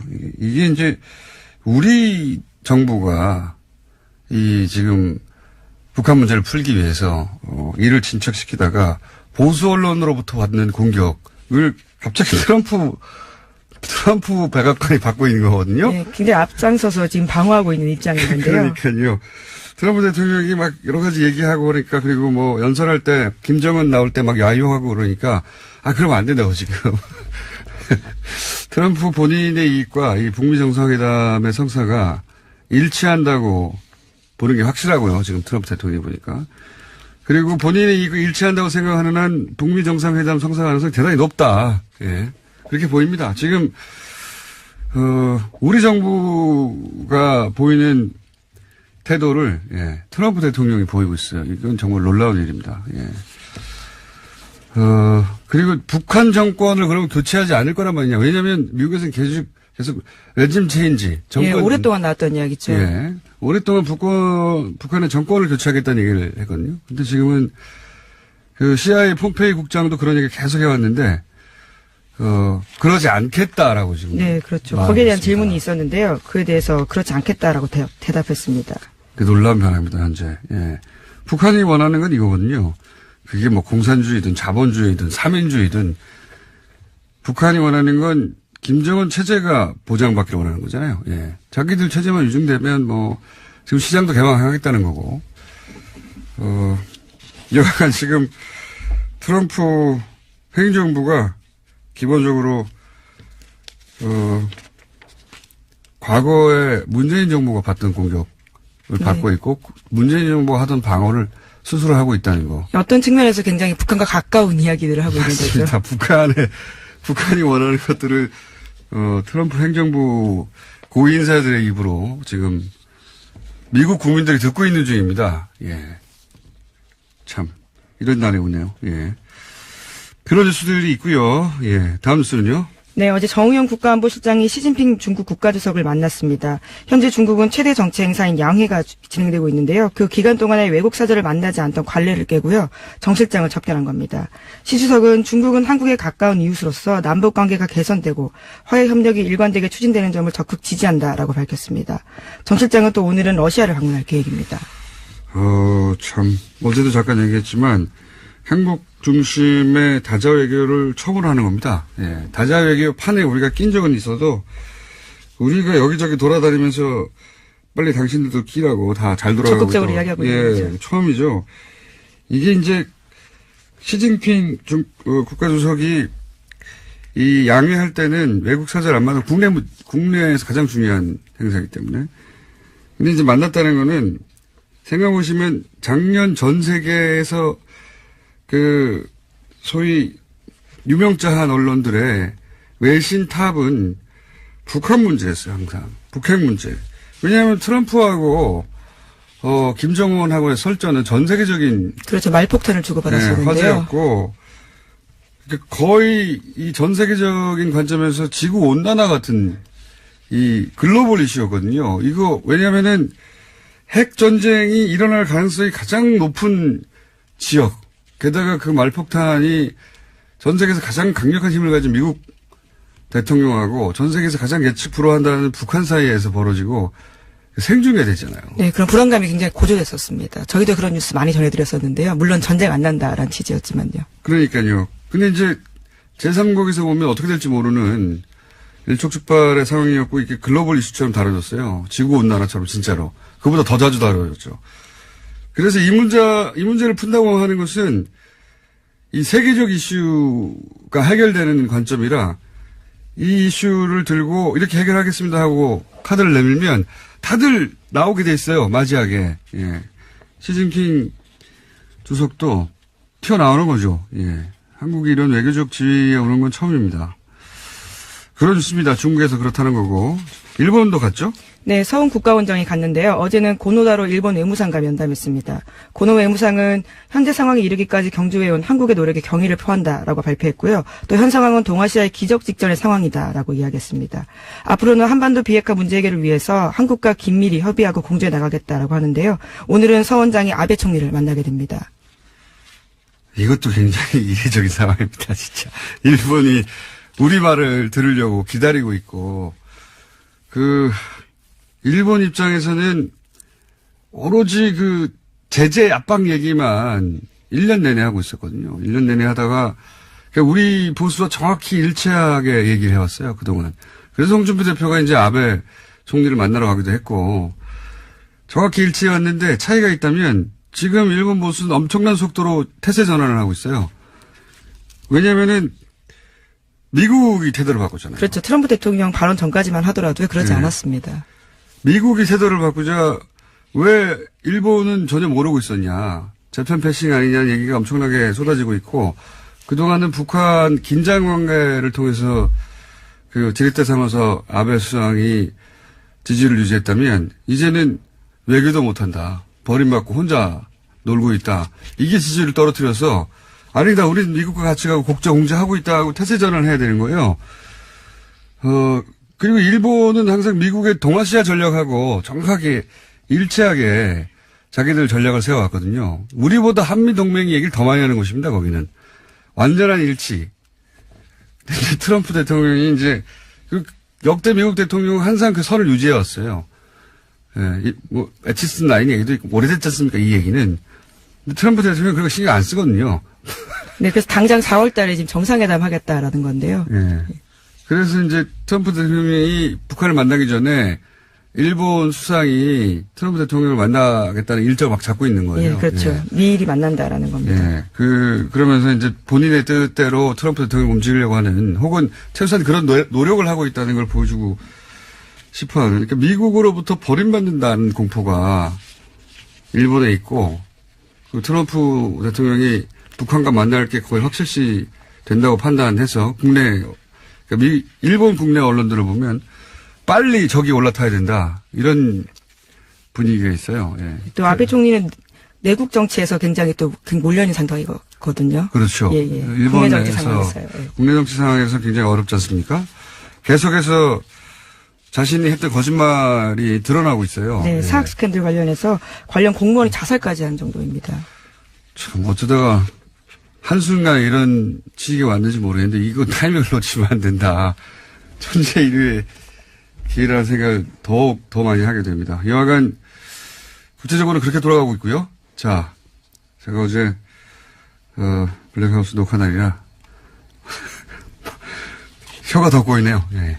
자, 다음 뉴스 뭡니까? 네, 한 소식만 더 전해드리면요. 문재인 대통령이 어제 남북 북미 정상회담에 대해서 한반도 비핵화와 항구적인 평화체제 그리고 남북 공동번영의 길을 열 수 있는 소중한 기회가 마련됐다라고 이야기했습니다. 이 기회를 제대로 살려내느냐 여부는 대한민국과 한반도의 운명이 걸려있다라는 건데요. 지금까지로서는 결과를 낙관하기는 어렵고 과정도 조심스러운 것이 현실이라면서 국민의 지지와 성원만이 예측 불가능한 외부적인 변수들을 이겨내고 회담을 성공적으로 이끄는 힘이 될 거다라고 밝혔습니다. 여기서 한 발만 삐끗하면 모두가 다 틀어지니까 걱정이 많으시겠죠. 자, 다음 순요. 네, 어제 뉴스공장 이후에요. 포털 검색어가 경찰 댓글이라고 있었습니다. 어제 이명박 정부 당시 경찰도 댓글 작업에 동원됐다라는 한겨레 신문 보도가 있었는데요. 오늘 연이어서 또 나왔습니다. 이번에는 이명박 정부 당시 경찰이 인터넷 보수단체를 동원한 인터넷 여론조작 대응팀을 구성하려는 사실이 밝혀진 건데요. 한겨레 신문에 따르면 경찰이 동원하고자 한 보수단체 회원은 모두 7만 7천여 명이라고 합니다. 이것은 국회 이재정 의원실이 입수한 문건에 나온 내용이기도 합니다. 이거 지금 정말 상상을 초월하는 겁니다. 예. 사실은 시발단 의혹을 제기했을 때 이 의혹도 함께 있었어요. 근데 말을 할 수가 없었던 게 구체적인 이런 문건이 없었기 때문에 시발단만 하더라도 사무실을 저희가 찾아냈었거든요. 급습을 예. 또 했었죠. 급습을 한 것은 KBS. 네, 성관이랑 KBS가 같이 했죠. 네. 그 사무실을 찾아낸 건 저희입니다, 사실은. 그렇게 제보를 그쪽에다 한 것이지. 여기는 문건을 찾아낼 수가 없어요. 근데 지금 처음으로 문건이 나온 겁니다. 근데 당시 규모가, 왜냐면 그리고 음모론이라는 비판을 하도 많이 받아가지고 뭐를 특정하고 얘기를 해야 하는데 지금 이제 드디어 문건이 나왔는데 이게 어마어마한 겁니다. 경찰 내부에서 88명, 보안요원 1860명, 보수단체 회원 7만 명. 네, 그렇죠. 네. 정말 많습니다. 이게 이제 만약에 그때 이런 얘기 했으면 또 오늘 엄청 먹었겠죠, 제가. 근데 이게 이성적 합리적 추론을 넘어서는 거예요. 생각해 보십시오. 경찰이 나서가지고 지금 경찰 조직이 한 2,000명 가까이 그리고 보수단체 회원 7만 명 가까이 동원해서 댓글 공작을 하겠다는 상상을 어떻게 정상적으로 할 수 있어요. 근데 그런 문건이 나온 거예요, 이게. 네, 계획도 3단계로 나눠서요. 사전 대응이 필요한 단계, 여론 확산이 필요한 단계, 또 광범위하게 확산됐을 때를 나눠서 어떻게 대응해야 될지 다 나와 있습니다. 자, 이거 엄청난 일입니다. 이 사안은 저희가 잠시 후에 이철희 의원하고 또 한번 짚어볼 예정이고요. 이 내용을 보면 MBC도 보도했는데 엄청난 내용이거든요. 복사해서 퍼날라라 이런 얘기 구체적으로 있고 보면. 네, 또 차명 아이디 또 네. 만들라고 하고요. 면대면 구두 지시로 반드시 해라라는 내용도 있습니다. 그러니까 은폐하기 위해서 스스로 문제된다는 걸 네. 알고 있다라는 거죠. 경찰이 보수단체 회원 7만 명을 동원할 계획을 세울 정도예요. 그러니까 포털에 제가 최근에 매크로가 돌고 있는 것 같다. 댓글보다 다시 나타나고 있는 것 같다. 아무리 얘기해도 주류 미디어는 다루질 않는데 그러면 안 됩니다. 제 오랜 경험과 봐온 근거를 가지고 하는 얘기, 이런 일이 있어요, 지금도. 누가 하는 건지는 모를 뿐. 자, 시간이 거의 다 돼가지고요. 한두 개 정도 짚고 넘어가야 될 것 같습니다. 네, 파이시티 인허가 비리 아까 말씀하신 바가 있는데요. 짧게 말씀드리면 이에 대해서 사건에 연루됐던 이정배 씨가 과거에는 이명박 전 대통령이 연루된 바 없다라고 이야기했는데요. 자기 말을 뒤집고 함께 식사를 했고요. 어떻게 만났는지 구체적으로 이야기했습니다. 알겠습니다. MBC에서 보도했고요. 네, KBS에서 보도했습니다. 이건 KBS 보도고요. 그리고 정동기 MB, 이명박 전 대통령의 변호인이죠. 정동기 변호사가 수임 안 된다고 변협이 결정했죠. 예, 대한변협이 그렇게 유권 해석을 해서요. 어제 수임계에서는요. 정 변호사가 이름을 빼고 냈습니다. 이게 진짜 말이 안 되는 거군요. 정동기 변호사는 2007년 대선 후보, 이명박 전 대통령이 대선 후보였던 당시에 이명박 전 대통령을 수사했던 대검 차장이었어요. 네, BBK와 도곡동 땅 의혹 사건 관련해서 무혐의 처분한 바가 있습니다. 그렇죠. 해결해 준 당사자죠. 하지만 당시 검찰에 있을 때 수사 정보들을 직접 다뤘던 사람 아닙니까? 어떻게 여기서 변호인으로 나설 수가 있어요. 검찰 일대 취득한 정보들인데. 네, 변호사법에 실제로 그런 내용들이 있는데요. 변호사는 공무원일 때 본인이 직무상 취급한 내용들에 대해서는요, 수임할 수 없다라고 되어 있습니다. 예, 한 가지만 더 하고 넘어가야 될 것 같아요. 굉장히 재밌는 뉴스라. 예, 정의당 의원들이 민주평화당이 제안한 공동원내 교섭단체 구성을 추진하기로 의견을 모았습니다. 의원단의 결정은 어제 당 지도부와 의원들로 구성된 상무위원회를 거친 다음에요. 오는 17일에 결정되게 됩니다. 이게 얼마나 그 이례적인 조합인지 그 이전에는 상상하지 못한 조합인지는 박지원 전 대표와 노회찬 대표가 같이 간다 생각해 보십시오. 두 분의 그림을. 예. 물론 두 분 다 파이터이긴 한데 그전엔 상상할 수 없었던 그림이죠. 예. 그런 실험이 시작된다. 대단히 흥미로운 실험이라고 봅니다. 자, 오늘 여기까지 하겠습니다. 시사인의 김은지였습니다. 감사합니다.